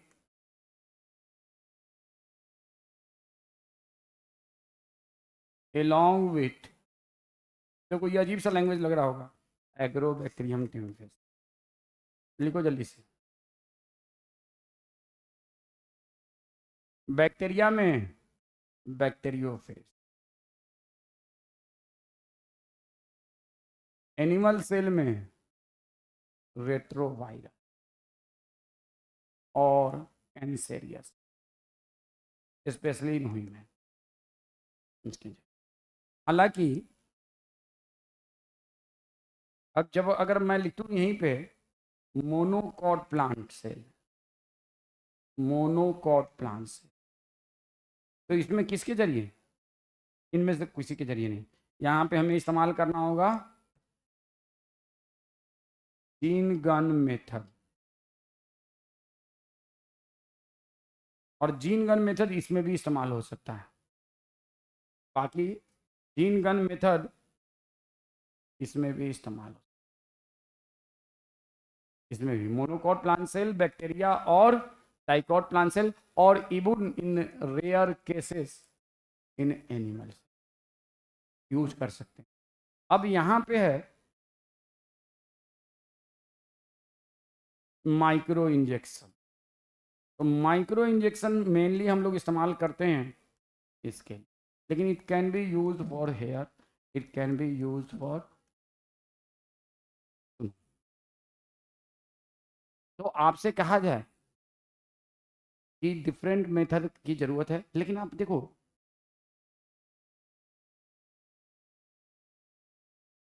इनमें से किसी में हमें जरूरत नहीं है हाउस सेल को प्रिपेयर करने के लिए बाहर से वो रिकॉम्बिनेंट डीएनए ले, किसी में जरूरत नहीं है। इनमें से कोई सा भी मेथड इस्तेमाल करो, चाहे जीन गन मेथड इस्तेमाल करो, चाहे माइक्रो इंजेक्शन इस्तेमाल करो, चाहे Ti plasmid along with agrobacterium, चाहे बैक्टीरियोफेज, चाहे रेट्रोफेज, चाहे cancerous, we do not need the house cell preparation. हमें हाउस सेल प्रिपरेशन की कब मेहनत जरूरत होगी? जब हम इनमें से किसी मेथड का इस्तेमाल नहीं करेंगे। अभी समझ में नहीं आएगा, ये नहीं समझ में आएगा। आप इतने होशियार होते ना, हमारे पास नहीं होते, ठीक है ना, कहीं और होते, ठीक है ना, ठीक है। तो ये बात समझो, इनमें से हमें किसी में ज़रूरत नहीं है। अब देखो, जैसे कि हम लोग टीआई प्लाज्मिड का इस्तेमाल, आपको मालूम है ना, अब सर ये एक एक का इस्तेमाल देखते हैं, ये आप बना लीजिएगा तो आपके लिए फार फार बेहतर रहेगा। अभी आपको लग रहा होगा ये बहुत फालतू का है, लेकिन इसका इम्पैक्ट तब आएगा जब आप एनसीईआरटी बुक पढ़ेंगे और क्लास के बाद जाएंगे, तब ऐसे नहीं समझ में आएगा इसका इम्पैक्ट, ठीक है। देखो, अब जैसे कि मान लो एक बैक्टीरिया जिसका नाम है एग्रोबैक्टीरियम ट्यूनिफेस, और इसको मालूम है हम लोग क्या कहते हैं, इसका दूसरा नाम, कॉमन नाम जो कि बुक में नहीं है आपके, first genetic engineer was Paul Berg इंसान में, और लाखों साल से natural genetic engineer was Agrobacterium. इसको हम क्या कहते हैं? Natural genetic engineer. क्या कहते हैं? Natural genetic engineer. इसमें ये इसका क्रोमोसोमल डीएनए है, और ये इसमें प्लाज्मिड है, और इसके प्लाज्मिड का नाम क्या है? Ti plasmid. क्यों इसके प्लाज्मिड को टीआई प्लाज्मिड क्यों कहते हैं? Why this plasmid? Because this plasmid is responsible for producing tumour in dicot plant cell. This plasmid is responsible for tumour inducing plasmid. Ti plasmid मतलब ट्यूमर इंड्यूसिंग प्लाज्मिड, एकदम याद रखना। और जब हमें इसको हम एज ए वेक्टर इस्तेमाल करते हैं। लेकिन पहले देखो, हमें पता चले कि ये चिड़िया उड़ती है, कैसे उड़ती है, तो चिड़िया नीचे पंख मारती है तो ऊपर थस लगता है तो उड़ जाती है। यही बात को सबसे पहले किसने नोटिस किया? राइट ब्रदर्स ने। किसने नोटिस किया? ऑब्जर्वेशन से ही साइंस इवॉल्व हुआ है। जिसने ऑब्जर्वेशन किया उसने वो साइंटिस्ट बना, जो नहीं ऑब्जर्वेशन किया वो लेल बना, या थोड़ा सा और अच्छा हो गया तो बकलेल बना। याद है ना? लेल। तो इस बात को बायोटेक्नोलॉजी ने ऑब्जर्व किया कि ये कैसे, तो उन्होंने क्या ऑब्जर्व किया कि एक डाइकॉट प्लांट सेल है, ये dicot plant is the dicot plant cell, ये उसका न्यूक्लियर। अब इसमें सुनो, इस पे आके इन्फेक्ट किया एग्रोबैक्टीरियम ट्यूमिफेसियंस, ये इसका है टीआई प्लाज्मिड, ये इसका है टीआई प्लाज्मिड। इसने क्या किया बताओ भाई? इसने क्या किया? ये एग्रोबैक्टीरियम ट्यूमिफेसियंस है, इसने क्या ऐसा किया बोलो? इसने इसमें क्या किया बताओ? तो इन्फेक्ट किया तो क्या किया? अंदर घुस गया? नहीं, अंदर घुसा नहीं, ये इंट्रासेलुलर पैरासाइट है, नहीं, ये सरफेस पे ही रहा, लेकिन अंदर घुसाया, घुसा नहीं घुसाया। क्या घुसाया? तो देखो यहाँ पे इसका जीन है, इस जीन को कहते हैं, इस जीन का नाम है टीडीएनए। क्या नाम है? T-DNA, tumour producing DNA. इस जीन का नाम क्या है? ये आपके बुक में भी है, टीडीएनए। टीडीएनए ने रेप्लिकेशन करके यहाँ पे एक नया डीएनए का कॉपी दिया, ये डीएनए के कॉपी को इसने अंदर भेज दिया। इस डीएनए की कॉपी को तो क्या भेजा इसने? Copy of T-DNA. इसमें डाइकॉट प्लांट सेल में, मोनोकॉट में नहीं भेजता है, डाइकॉट प्लांट सेल में क्या भेजा? ये आपके बुक में है, डाइकॉट प्लांट सेल में क्या भेजा? Copy of DNA, copy of. क्यों भेजेगा रे? कोई किसी को फालतू में क्यों भेजेगा? इसको क्या उससे भेज के क्या है, भेज दिया हमने, भेज दिया हम चांद पे चले गए, ऐसा थोड़ी है। क्यों भेजेगा? कुछ उसको फायदा होगा तभी भेजेगा, क्या करेगा बताओ? टेल भी ना, क्यों भेजेगा? मान लो तुम डाइकोट प्लांट सेल है, मैं एग्रोबैक्टीरियम ट्यूमिफेसियंस हूँ, मैंने तुम्हारे अंदर अपना एक डीएनए का कॉपी भेज दिया, टीडीएनए। क्यों भेजा? ताकि हमको तुमसे कुछ फायदा मिले, इसीलिए इसको फायदा मिलता है। क्या बनता है? तो ये टीडीएनए जाके इसके, ये बात साइंटिस्ट ने ऑब्जर्व किया, जेनेटिसिस्ट ने, कि ये इसके क्रोमोसोमल डीएनए से जाके इंटीग्रेट करता है। इंटीग्रेट करने के बाद ये ट्रांसक्रिप्शन करता है, एमआरएनए बनाता है, इस एमआरएनए से बाहर आया और यहाँ पे ट्रांसलेशन हुआ, क्या बना? Protein. And this protein is food of किसका? This protein is food of, बोलो, एग्रोबैक्टीरियम। आपके बुक में शायद लिखा हुआ है this protein required by Agrobacterium tumefaciens. चल जो भी है, ये रिक्वायर्ड होता है एग्रोबैक्टीरियम ट्यूमिफेसियंस, इसीलिए भेजता है। अब ये प्रोटीन पहले कभी इस डाइकोट प्लांट सेल में था? नहीं था। अब ये प्रोटीन डाइकोट प्लांट सेल में खेला कर देगा। क्या खेला करेगा? देखो देखो क्या खेला करेगा। I think you should make this, हमने इसके बारे में नहीं कहा है लेकिन इसको बनाना चाहिए। अब देखो ये है एक डाइकोट प्लांट, ये उसका स्टेम, लीफ, ये कहीं भी इन्फेक्ट कर सकता है, स्टेम में भी कर सकता है, लीफ में भी कर सकता है, रूट में भी कर सकता है, जनरली स्टेम और लीफ में। मान लो यहाँ पे इन्फेक्ट कर दिया एग्रोबैक्टीरियम ट्यूमिफेसियंस, क्या कर दिया? तो यहाँ के इस सेल में ये इन्फेक्शन हुआ, इस सेल में, इसमें है। अब इस सेल में क्या बन गया? ये प्रोटीन। अब ये प्रोटीन इस सेल को कहता है तुम कैन से मत बहुत रैपिडली डिवाइड करो। और ये जब बहुत रैपिडली डिवाइड करेगा तो यहाँ पे इस सेल की वजह से यहाँ पे बहुत सारा ऐसे कॉपी बन जाए, और it is just like tumour. और इसको हम क्या कहते हैं? Crown gall tumour. You must memorise कि which disease causes Agrobacterium tumefaciens? Crown gall tumour. आपके बुक में नहीं है लेकिन इट्स इंपॉर्टेंट। वो कौन सा ट्यूमर करता है?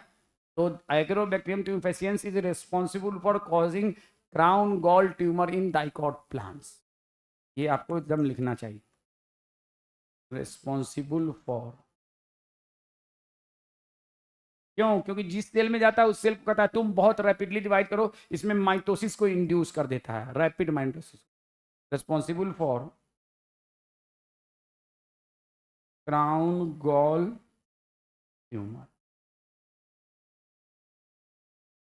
Responsible for crown gall tumour in dicot plant, monocot में नहीं करता है। अब इस बात का पता चला किसको? ह्यूमन जेनेटिक इंजीनियर को। मैंने कहा अच्छा, अब हम तुम्हारा इस्तेमाल करेंगे अपने इस्तेमाल। अब ये मान लो ये प्लांट है टमाटर, इसका प्लांट है, और टमाटर में खूबी, पहले टमाटर में खूबी थी कि टमाटर आज फसल तोड़े कल टमाटर पकने लगता था, 4 दिन में पक के खराब। पकने का मतलब चूल्हा पे पकना नहीं रे, राइपेनिंग। हाँ, राइपेन बहुत जल्दी होता है।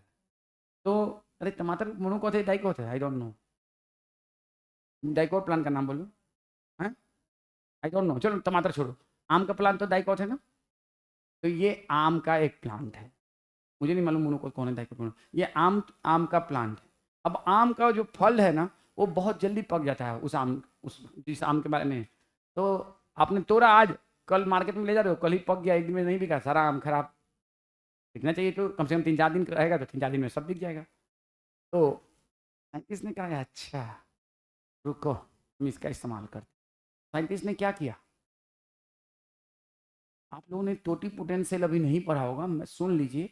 एक तो है आपके ये चैप्टर बुक में है, नेक्स्ट चैप्टर में है। एक टोटी पोटेंशियल लिया इस प्लांट का, इस आम के प्लांट का। क्या लिया? टोटी पोटेंशियल। टोटी पोटेंशियल से कंप्लीट प्लांट सेल बनाया जा सकता है, अभी आप ये जान लीजिए। ये टोटी पोटेंशियल है किसका? इस आम के प्लांट का। टोटी पोटेंशियल क्या है? टोटी पोटेंशियल ऑफ आम के प्लांट। आपने जानते होंगे, आप सबको टोटी पोटेंशियल मालूम होगा, टोटी पोटेंशियल। और इन्होंने क्या किया, एक एग्रोबैक्टीरियम ट्यूमिफेसियंस लिया, एक एग्रोबैक्टीरियम ट्यूमिफेस, उसका ये है टीआई प्लाज्मिड, ये इसका है क्रोमोसोमल डीएनए। उसके बाद क्या किया इन्होंने, इस टीआई प्लाज्मिड को, इस टीआई प्लाज्मिड को क्या किया,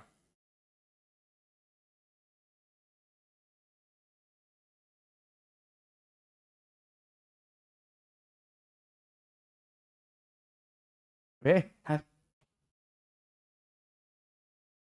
नहीं, चलो कोई नहीं, इस टीआई प्लाज्मिड को बाहर निकाला, और बाहर निकाल के इसमें ये है टीडीएनए, इसमें ये टीडीएनए है।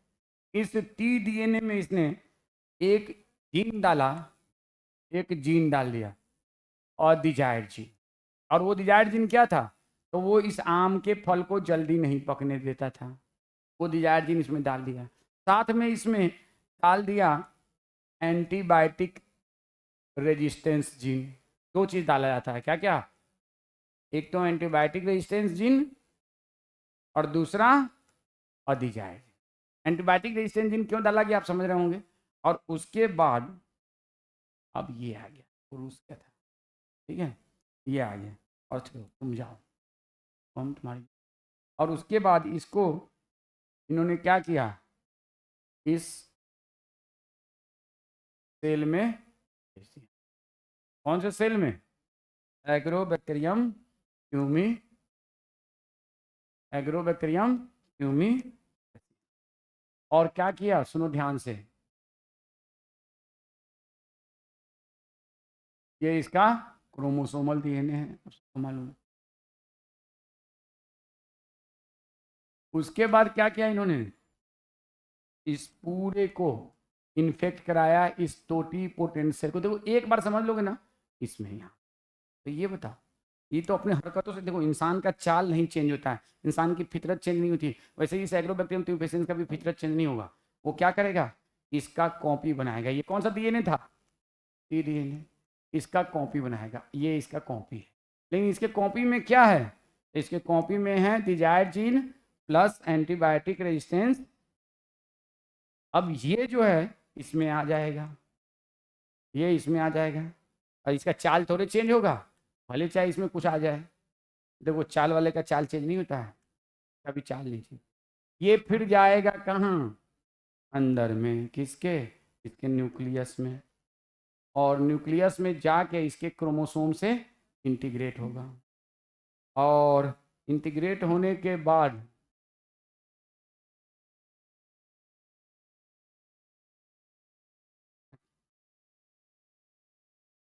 ये इसमें इंटीग्रेट होगा।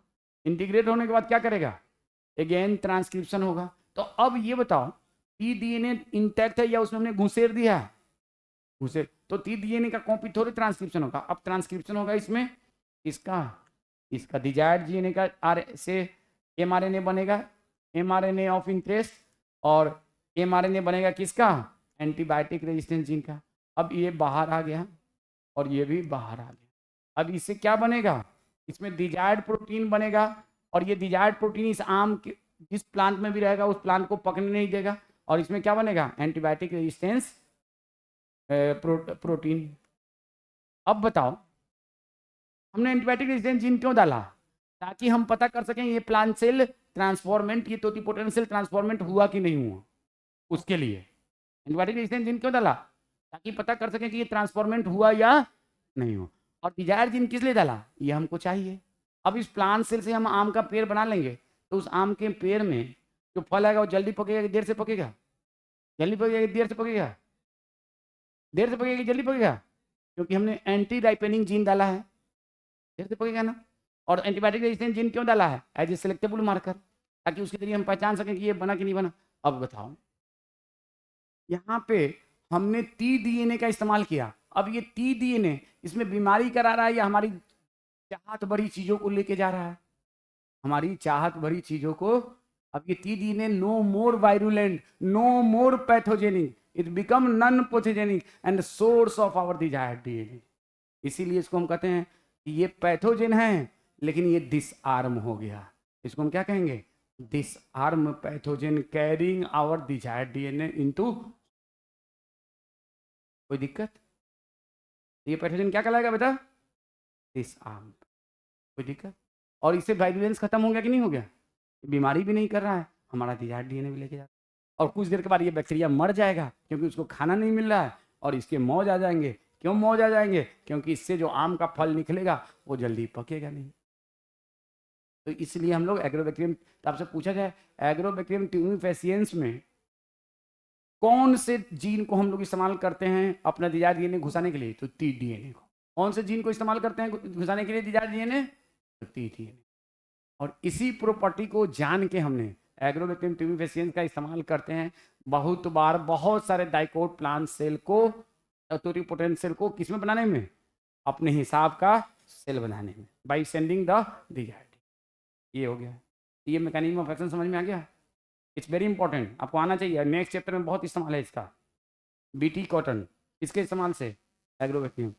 आरएनए इंटरफेरेंस के जरिए हम टोबैको प्लांट बनाते हैं, किसके इस्तेमाल से, एग्रोबैक्टीरियम ट्यूमिफेसिएंस। उन दोनों जगहों पे हम डिजायर्ड डीएनए किसके इस्तेमाल से भेजते हैं है। लेकिन यहाँ पे वेक्टर एग्रोबैक्टीरियम ट्यूमिफेसिएंस है या टीआई प्लाज्मिड है, विच इज वेक्टर, ये क्वेश्चन है, आया हुआ है नीट का। Ti plasmid is a vector या Agrobacterium tumefaciens is a vector. I am a owner of a transport company. Moradabad में बहुत लोगों के पास ट्रांसपोर्ट की कंपनी होती है, जो अपने पास बहुत सारा ट्रक, बस, जीप, कार रखे हुआ है, किराए पे लगा रहा हूँ। तो कार हुआ वेक्टर की, मैं हुआ, कार हुआ ना। तो यहाँ पे ये किराए पे रखे हुआ है किसको, टी आई प्लाज्मिड। तो T I plasmid is a vector, not Agrobacterium tumefaciens is a vector. किराए पे उसने क्या रखा है, टी आई प्लाज्मिड। और टी आई प्लाज्मिड में, पूरे टी आई प्लाज्मिड में थोड़े सीट पे ही तो बैठोगे ना कार में, तो सीट क्या है, टी डीएनए। सीट क्या है, टी डीएनए। तो टी डीएनए के जरिए हम डीएनए। तो आपसे पूछा जाए क्वेश्चन में, देखो ऐसे ही नए क्वेश्चन बनते हैं, which is used for sending desired. और ये दोनों नाम एनसीईआरटी में,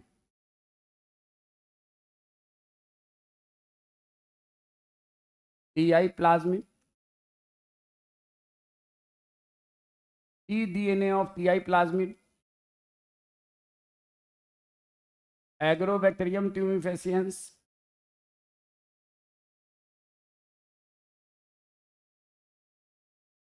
नन। बताओ क्या होगा आंसर, बोलो क्या होगा। कुछ मत सोचना, यहाँ टी डी नहीं लगाना, इसका ही तो इस्तेमाल करते हैं ना डिजाइन ने। और ये किस में है, टी आई प्लाज्मिड। तो जब ये दोनों हो तो इसको यूज करेंगे, जब ये दोनों हो तो इसको इस्तेमाल करेंगे। पहले ये इसको चूज करेंगे, अगर ये नहीं है तो फिर ये यूज करेंगे, और जब ये भी नहीं है तब ये। For sending desire DNA in dicot plant, तो आपको सीक्वेंस में जो सबसे स्पेसिफिक है उसको चूज करना है। चलो नेक्स्ट। अब उसी तरह से एक बैक्टीरिया है, ये एक बैक्टीरिया है, वो इसमें उसका क्रोमोसोमल डीएनए है।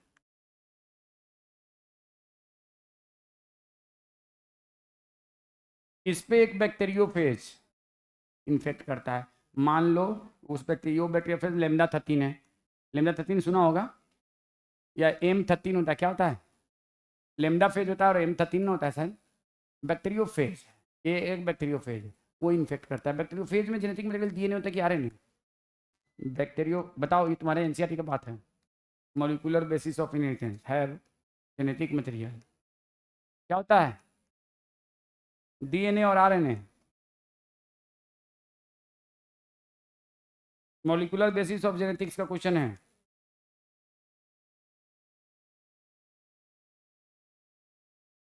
बोलो जल्दी। मॉलिक्यूलर बेसिस ऑफ जेनेटिक्स का क्वेश्चन है, both majority of bacteriophage of DNA but some have RNA, you can see भी, और आप गूगल पे भी चेक करके देख लो, मिल जाएगा आपको बोथ। ज़्यादातर बैक्टीरियोफेज में डीएनए होता है, और हमेशा जब भी रहेगा तो डबल स्टैंडर्ड डीएनए रहेगा, ये भी याद रखना। डबल, सिंगल स्टैंडर्ड नहीं। चलो फोर्थ में हम ले लेते हैं सिंगल स्टैंडर्ड डीएनए, नहीं ये नहीं होगा, सिंगल स्टैंडर्ड डीएनए नहीं होगा, डबल स्टैंडर्ड डीएनए ही होता है हमेशा। तो both DNA and double standard DNA and single standard RNA हमेशा सिंगल स्टैंडर्ड होता है, RNA always single standard. Answer हो जाएगा ये ज़्यादातर में, लेकिन क्या है, डबल स्टैंडर्ड डीएनए। अब मान लो इसमें है डबल स्टैंडर्ड डीएनए, और ये क्या है, क्रोमोसोमल डीएनए, ये इसका प्लाज्मिड। तो क्या करता है ये, व्हाट दे डू, कोई भी वायरस, ये वायरस ही तो है, बैक्टीरियोफेज क्या है, वायरस है।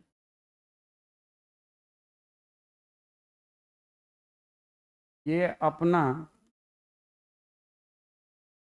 पे ये अपना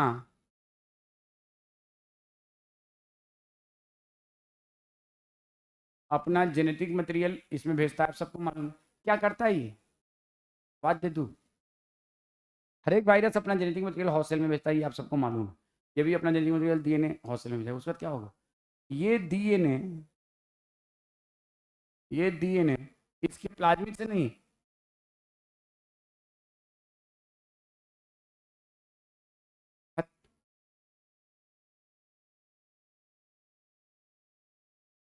ये इसके क्रोमोसोमल डीएनए से जाके इंटीग्रेट करेगा।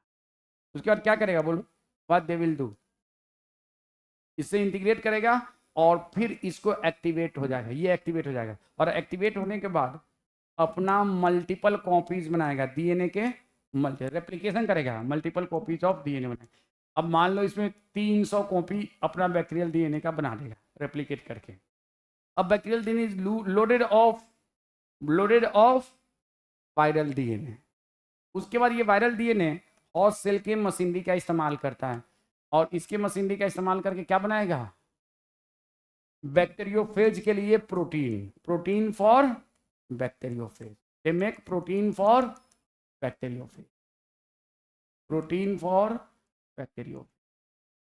अब क्या होगा, अब सब अपने अपने तरफ क्या असेंबल कर लेगा, बैक्टीरियोफेज। अब यहाँ पे एक बैक्टीरियोफेज बन जाएगा यहाँ पे, अब पूरा इस बैक्टीरिया के अंदर 500 कॉपी बैक्टीरियोफेज का बन गया। अब बैक्टीरिया उसको रखने में ये बोलेंगे, एक बैक्टीरिया ब्लास्ट कर जाएगा और बहुत सारा बैक्टीरियोफेज रिलीज हो। यही मैकेनिज्म ऑफ एक्शन है किसका, बैक्टीरियोफेज का, बैक्टीरिया। कोई दिक्कत, ये समझ गए ना। अब इसका इस बात का पता जब चला किसको, ह्यूमन जेनेटिक इंजीनियर को, उनका अच्छा अभी देखो तुम्हारा हम इस्तेमाल करते हैं किस काम के लिए, अपना डिजायर्ड डीएनए। तो इंसान ने क्या किया, एक बैक्टीरिया लिया और एक बैक्टीरियोफेज को, इससे ऐसे एक बैक्टीरियोफेज लिया, लेकिन इस बैक्टीरियोफेज में इसने कलाकारी कर दिया। इसमें इन्होंने क्या किया, इसका डीएनए को पहले बाहर निकाला। कहाँ निकाला, बाहर, और इसमें डाला अपना डिजायर्ड डीएनए। कौन सा डीएनए, डिजायर्ड डीएनए। कैसे, आपको मालूम है, रेस्ट्रिक्शन एंजाइम का इस्तेमाल करके, और साथ में एंटीबायोटिक रेजिस्टेंस जीन। कौन सा जीन, एंटीबायोटिक। ये क्यों डाला आप समझ रहे हैं ना, ताकि पहचानने के लिए कि रिकॉम्बिनेंट है या नहीं, और सिलेक्शन ऑफ रिकॉम्बिनेंट। उसके बाद वापस इसको भेजा किसमें, अब जा जी ले अपनी जिंदगी, इसमें भेज दिया। अब उसके बाद जब ये बैक्टीरिया जब इन्फेक्टेड होगा तो इस बैक्टीरिया में ये इसका क्रोमोसोमल डीएनए, इसका प्लाज्मिक आएगा क्या इसके अंदर, ये आ गया, और ये आके डायरेक्टली इससे इंटीग्रेट करेगा। अब इंटीग्रेट करेगा तो किसका कॉपी बनाएगा, डिजायर्ड डीएनए का या किसका, डिजायर्ड डीएनए से रेप्लिकेशन होगा, और बहुत ज़्यादा नहीं होगा, थोड़ा सा होगा, और ज़्यादा भी होगा तो कोई फर्क नहीं पड़ा। और इससे क्या होगा, डिजायर्ड प्रोटीन बन गया, डिजायर्ड प्रोटीन। तो अब इस बैक्टीरिया का इस्तेमाल हम डिजायर्ड प्रोटीन के प्रोडक्शन के लिए कर सकते हैं कि नहीं, कर सकते हैं कि नहीं, कर सकते हैं कि नहीं।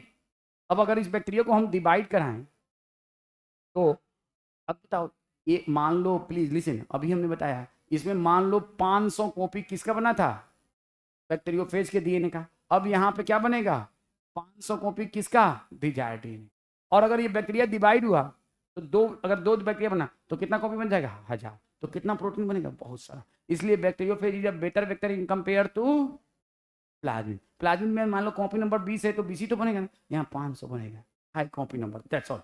और इसमें antibiotic resistance gene for selection of recombinant. अब चलो, तो इसका इस्तेमाल, अब ये बैक्टीरिया क्या इन्फेक्टिव रहा, इस बैक्टीरिया, वो बैक्टीरियोफेज इन्फेक्टिव रहा, तो बीमारी करा रहा है, तो this bacteriophage become non pathogenic, और इसको अगेन हम क्या कहेंगे, डिसआर्म्ड पैथोजेन। क्या कहेंगे, डिसआर्म्ड पैथोजेन। तो डिसआर्म पैथोजेन के तौर पे हम लोग किसका इस्तेमाल करते हैं, डिसआर्म पैथोजेन के तौर पे हम लोग इस्तेमाल करते हैं, ये बात आपके बुक में भी है, एग्रोबैक्टीरियम ट्यूमिफेसियंस, उसी तरह से रेट्रोवायरस, उसी तरह से कैंसेरियस सेल, उसी तरह से एक और होता है, और कौन सा होता है, कोई और बताया था, एक मिनट देखिए,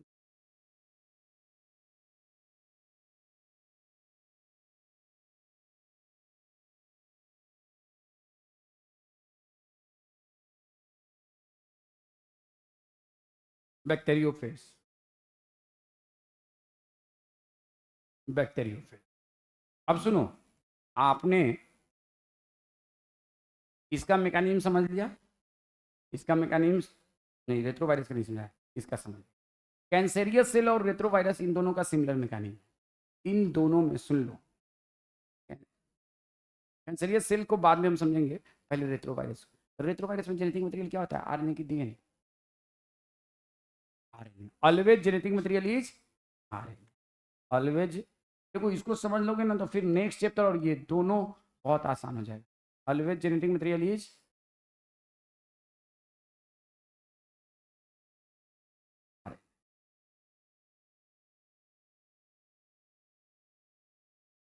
रेट्रोवायरस के नाम बताओ, तो कॉमन कोल्ड का वायरस भी रेट्रोवायरस है, डेंगू वायरस भी रेट्रोवायरस है, एचआईवी वायरस भी रेट्रोवायरस है, हेपेटाइटिस बी का वायरस भी नहीं है, वो डीएनए वायरस।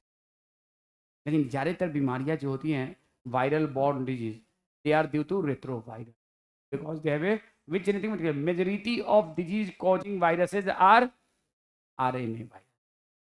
कुछ है जैसे चिकनगुनिया डीएनए वायरस से होता है, हेपेटाइटिस बी डीएनए वायरस से होता है, एक दो और है जो रेबीज भी आरएनए वायरस से होता है। तो रेट्रोवायरस क्या करता है, तो देखो जैसे कि मान लो ये है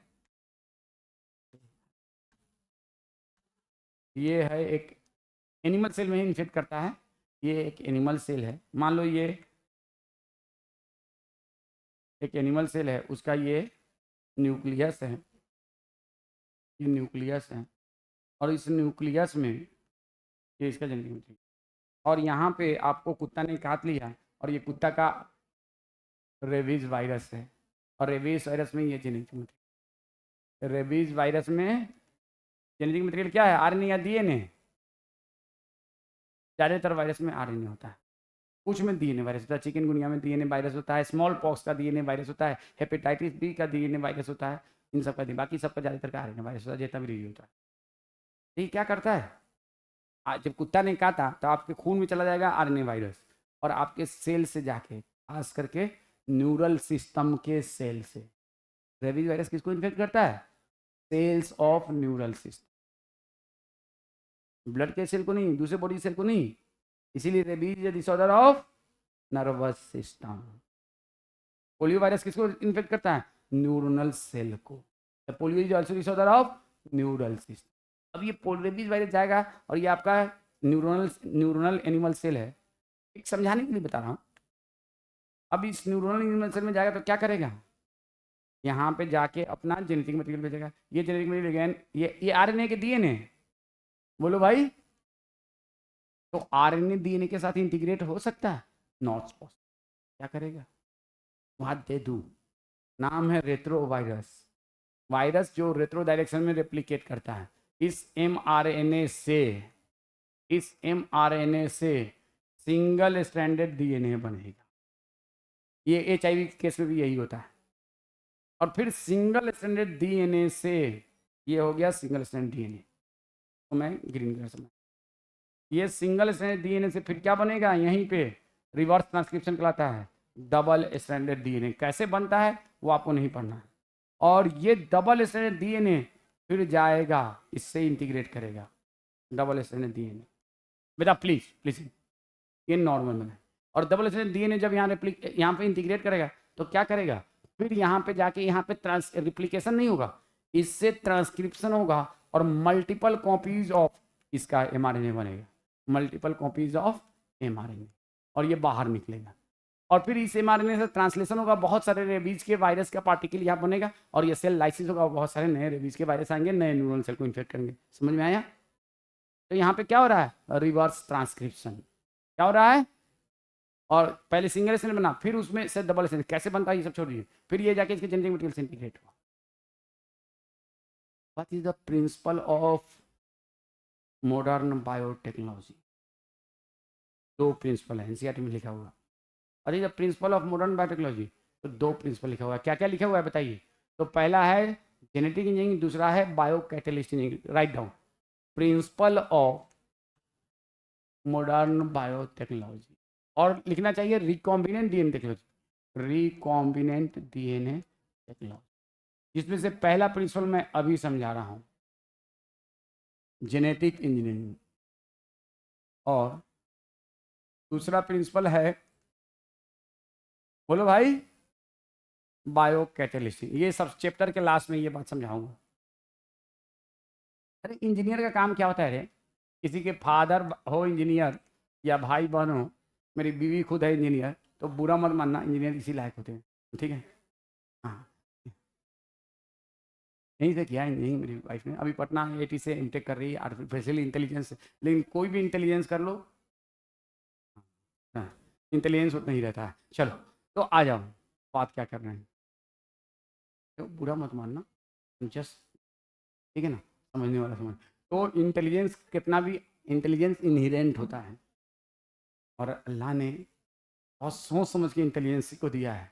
और इक्वल इंटेलिजेंस मेल और फीमेल का हो जाए ना, तो फैमिली कोलैप्स कर जाए, नहीं फैमिली कोलैप्स कर जाएगी, ठीक है ना। ये मैं तुम लोगों के लिए बता रहा हूँ, तो बी अवेयर कि आप अगर अपने समझदार बीवी की कल्पना भी ना समझिए, समझदार बीवी की कल्पना करना सबसे बड़ी ना समझिए। ये देख लो, ये बता दे रहा हूँ, अभी तुम लोग की जब शादी होगी तो याद बात याद रखना। कुछ बातें जैसे हमारे सर ने बताया था वो आज तक मेरी जिंदगी में काम आता है। जैसे एक बात बताया था, मैं सिगरेट पीता हूँ, तुम सबको मालूम है, लेकिन बहुत ही इरेगुलरली रेगुलर, जब मन में आता पीता हूँ, जब मन में आता छोड़। अरे ये मेरे टीचर का ही कंट्रीब्यूशन है।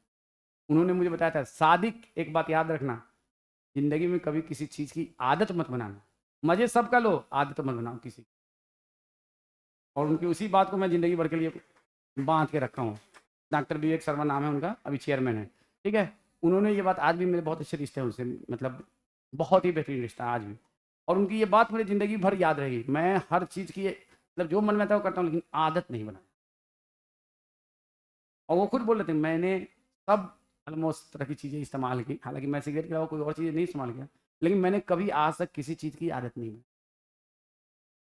वो नॉनवेज भी खाया, लेकिन मैंने नॉनवेज को रेगुलर नहीं किया, हालांकि वो पंडित हैं, लेकिन खाया, ठीक है, खाया मजे के लिए खा लिया, छोड़ दिया, फिर जाके मथुरा में छोड़ दिया। अंडे भी खाया, खाया छोड़ दिया। तो वैसे ही सुनो, आपसे कहा जाए जेनेटिक इंजीनियर का काम क्या होता है, तो इंजीनियर का काम क्या होता है, एक जगह से तोड़ना कुछ, कहीं से कुछ जोड़ना। अब यहाँ पे भाई डिजायर्ड डीएनए कैसे भेजोगे इसके जरिए? अगर मान लो हम इस रेबीज वायरस का इस्तेमाल करते हैं, अपना डिजायर्ड डीएनए भेजेंगे, तो कैसे भेजेंगे? यहाँ तो इसमें क्या डीएनए ऐड कर सकते हैं? डिजायर्ड डीएनए सवाल ही नहीं पैदा, कैसे ऐड कर लेंगे? आरएनए में डीएनए बांध सकते हो? आरएनए में आरएनए ही तो बांध सकते हो ना। इंजीनियर का मतलब क्या होता है? इधर से तोड़ना, इधर से जोड़ना, उधर से जोड़ना, इधर से तार खोला, उस तार को उसमें घुसा दिया, इलेक्ट्रिकल इंजीनियर। यही तो है मैकेनिकल इंजीनियर। पंक्चर है साइकिल में, ऐसे ऐसे लगाया, उसको चिपका दिया, मैकेनिकल इंजीनियर। सिविल इंजीनियर ये जोड़ रहा है, यस। हाँ, मिस्त्री या सिविल इंजीनियर, यहाँ हम लोग मिस्त्री कहते हैं, मेसन कहते हैं। यूरोप में जाओगे, अमेरिका में जाओगे, हर टेक्निकल इंसान को इंजीनियर कहा जाता है। Every technical human being is known as engineer. Engineer का काम ही। अब जेनेटिक इंजीनियर का मतलब क्या था? जो जीन में छेड़छाड़ करे, जीन में इधर से तोड़े, उधर से जोड़े। तो अभी तक हमने जेनेटिक ट्यूबेसियंस में जेनेटिक इंजीनियरिंग देखा, डीएनए में तोड़ा, नया डीएनए जोड़ा हमने बैक्टीरियोफेज में। यहाँ पे क्या करेंगे? तो देखो, यहाँ पे हम आरएनए तो डीएनए तो भेज नहीं सकते हैं, ये हमारा डिजायर्ड डीएनए है। ये क्या है? Desired DNA. What is this? Desired. अब क्या इस डिजायर्ड डीएनए को आप लोग ईमानदारी से दिल पे हाथ रख के बोलो, क्या इसमें ऐड कर सकते हैं? नहीं कर सकते हैं। तो हमें इंजीनियर हैं, तो इंजीनियर का काम होता है थोड़ा दिमाग को भी लगाना। बिना दिमाग के इंजीनियर नहीं बन सकते। अगर बने हैं तो फिर आप टाटा पावर प्लांट को ब्लास्ट कराएंगे, जैसे कराया था कि एमयू के इंजीनियर ने। इससे बनाई है एमआरएनए। मालूम है, टाटा में कई 20 साल तक बैन था, एमयू का इंजीनियर जॉब नहीं कर सकता था। 20 साल तक टाटा कंपनी में बैन कर रखा था, बहुत बड़े प्लांट को ब्लास्ट करवा दिया था, ड्यू टू नॉट ये मतलब नॉलेज की कमी से नहीं, ड्यू टू इररेस्पॉन्सिबल एक्ट। बहुत बड़े प्लान को आप लोग पढ़ लीजिएगा गूगल। ये एमआरएनए बना। इस एमआरएनए को क्या किया? यहाँ से उठाया, इसमें जोड़ दिया, डिजायर्ड एमआरएनए। तो व्हाट इज जेनेटिक इंजीनियरिंग? यहाँ पे हमने डीएनए को नहीं जोड़ा, डिजायर्ड डीएनए से जो डिजायर्ड एमआरएनए बना उसको जोड़ा। अब पढ़ो जेनेटिक इंजीनियरिंग पहले पेज पे लिखा हुआ alteration in chemistry of DNA और आरएनए, इसीलिए तो लिखा है।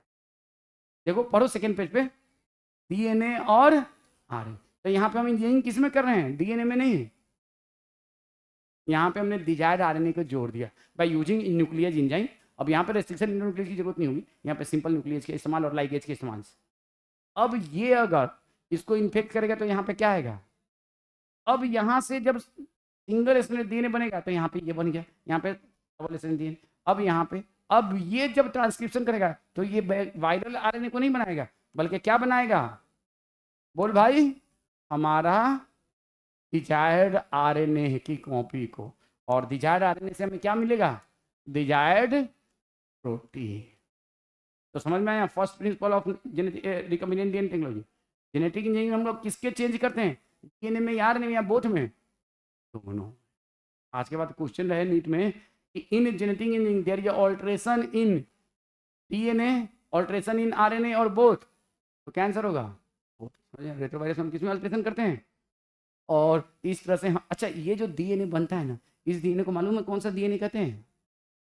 सी डीएनए। कौन सा डीएनए कहते हैं? Complementary DNA made by retrovirus RNA. C DNA आपने टर्म जरूर सुना होगा, सी डीएनए। सी डीएनए और डीएनए लिख लो, या बुक में भी है आपके, made through reverse transcription. Reverse transcription. रुको एक मिनट, ये है टाइम, बकवास मत करो। मेथ्रू आपने ऐसा डीएनए जो रिवर्स ट्रांसक्रिप्शन के जरिए बने, तो इसका इस्तेमाल हम लोग कैंसरियस सेल भी ऑलमोस्ट ऐसे ही काम करता है, जरूरत नहीं उसको जानने। तो इन सब में 2 मिनट रुक जाओ, हंगामा मत करो। उन सब में हम लोग क्या किया, अलग अलग क्या कहते हैं, हाउस सेल के लिए अलग अलग हमने वेक्टर का इस्तेमाल किया। यहाँ पे हमने रेट्रोवायरस के आरएनए का इस्तेमाल किया, बैक्टीरियोफेज में बैक्टीरिया के डीएनए का इस्तेमाल किया, एग्रोबैक्टीरियम ट्यूमिफेसिएंस में टीआई प्लाज्मिड का इस्तेमाल किया, अलग अलग केसेस में। अब आपसे मैं एक क्वेश्चन पूछूं, इन सब में हमने क्या अब ये रेबीज कराएगा? अब तो ये हो गया दिस आर्म पैथोजन। क्या हो गया? अच्छा, तो दिस आर्म पैथोजन में ये बताओ, क्या हम लोग कॉम्पिटेंट सेल बनाएंगे? नहीं, हम लोग दिस आर्म पैथोजन में कॉम्पिटेंट सेल नहीं बनाएंगे। अब मान लो एक सेल है, प्लीज 2 से 3 मिनट का काम है, रुक जाओ।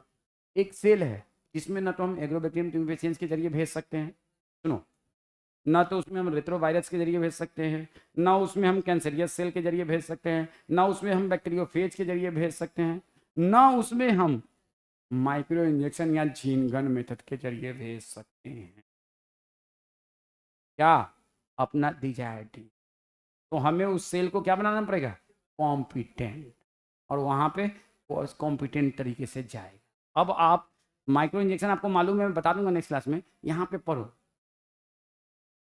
Last method uses this armed pathogen, ये एक मेथड है, ये एक मेथड है। This arm pathogen which when allowed to infect DNA recombinant. अब दिस आर्म पैथोजन कौन सा है? रेट्रोवायरस, बैक्टीरियोफेज, कैंसरियस सेल और agrobacterium tumefaciens, this arm pathogen, ये 4। उसके बाद डायरेक्ट मेथड कौन सा है? माइक्रो इंजेक्शन और जीन। और अगर ये सब काम नहीं कर रहा है तो हम क्या करेंगे? कॉम्पिटेंट हाउस सेल का प्रिपरेशन, ये पढ़ लेना। ये सब काम नहीं करेगा तो किसका प्रिपरेशन करेंगे? कॉम्पिटेंट। जब माइक्रो इंजेक्शन भी काम नहीं कर पा रहा है डीआरडीएन को भेजने में, जब जीन गन मेथड भी नहीं कर रहा है डीआरडीएन को भेजने में, जब रेट्रोवायरस भी नहीं कर रहा है, बैक्टीरियोफेज भी नहीं कर रहा है, कैंसरियस सेल भी नहीं कर रहा है, एग्रोबैक्टीरियम, तब हम क्या करेंगे? कौन सा मेथड? हीट शॉक मेथड का इस्तेमाल करेंगे डिजायर्ड डीएनए को। और यहाँ से यहाँ तक हीट शॉक मेथड ही है, और आप इसको पढ़ के देखना, आपको हर बात इसमें से समझ में आ जाएगी। एक बार पढ़ लो अभी। तो अभी देखो क्या लिख रहा है, DNA is a hydrophilic molecule, it can not pass through the cell membrane. In order to force bacteria to take up the plasmid या DNA, the bacterial cell must first be made competent to take up the DNA. This is done by treating them with a specific concentration of such as calcium, which increases the which DNA enter the bacterium through pores in its, अब यहाँ पे cell wall नहीं, cell membrane, ये cell wall किसी और वजह से लिखा है। Recombinant DNA can then force into by incubating the cell which recombinant DNA on us, followed by briefly at 42 degrees Celsius, and then putting them back on ice. This enable the bacteria to take up the recombinant. Please listen, listen, एक minute सुन लो। ये एक bacteria है या कोई भी cell है, any cell, मान लो ये एनिमल सेल है, प्लांट सेल है, बैक्टीरियल सेल है, इसके ऊपर सेल वाल है। प्लांट सेल या बैक्टीरियल सेल होगा तो क्या होगा? Cell wall. एनिमल सेल होगा तो सेल वाल होगा? नहीं होगा। अब देखो, cell membrane is impermeable for, है हंगामानी, cell membrane is impermeable for बाहर का किसी तरह का डीएनए। अब ये डीएनए देखो, ये डीएनए है नॉन रिकॉम्बिनेंट, ये है रिकॉम्बिनेंट डीएनए। तो दोनों में से कोई भी हम हीट शॉक मेथड से भेज सकते हैं, रिकॉम्बिनेंट डीएनए भी और नॉन, और दोनों बात आप बुक में लिखा हुआ है। ये नॉन रिकॉम्बिनेंट प्लाज्मिड, तो heat shock method is used for, heat shock method used for, और दोनों बात आपके बुक में लिखा हुआ है, used for sending both recombinant DNA और नॉन रिकॉम्बिनेंट डीएनए। देखो एक चीज, ऐसा टॉपिक होता है ना, कुछ टॉपिक अगर उसको सेम डे कंप्लीट करो तो फिर ज्यादा समझ में आता है। अब देखो यहाँ पे है, अब देखो इसके आगे वाला लाइन पढ़ो, तुम्हारा दिल एकदम गार्डन गार्डन हो जाएगा। Not only heat shock method is the way to introduce alien into the house cell, there is a direct method as well as this arm pack. Understand? समझ में आया कितना सब कुछ।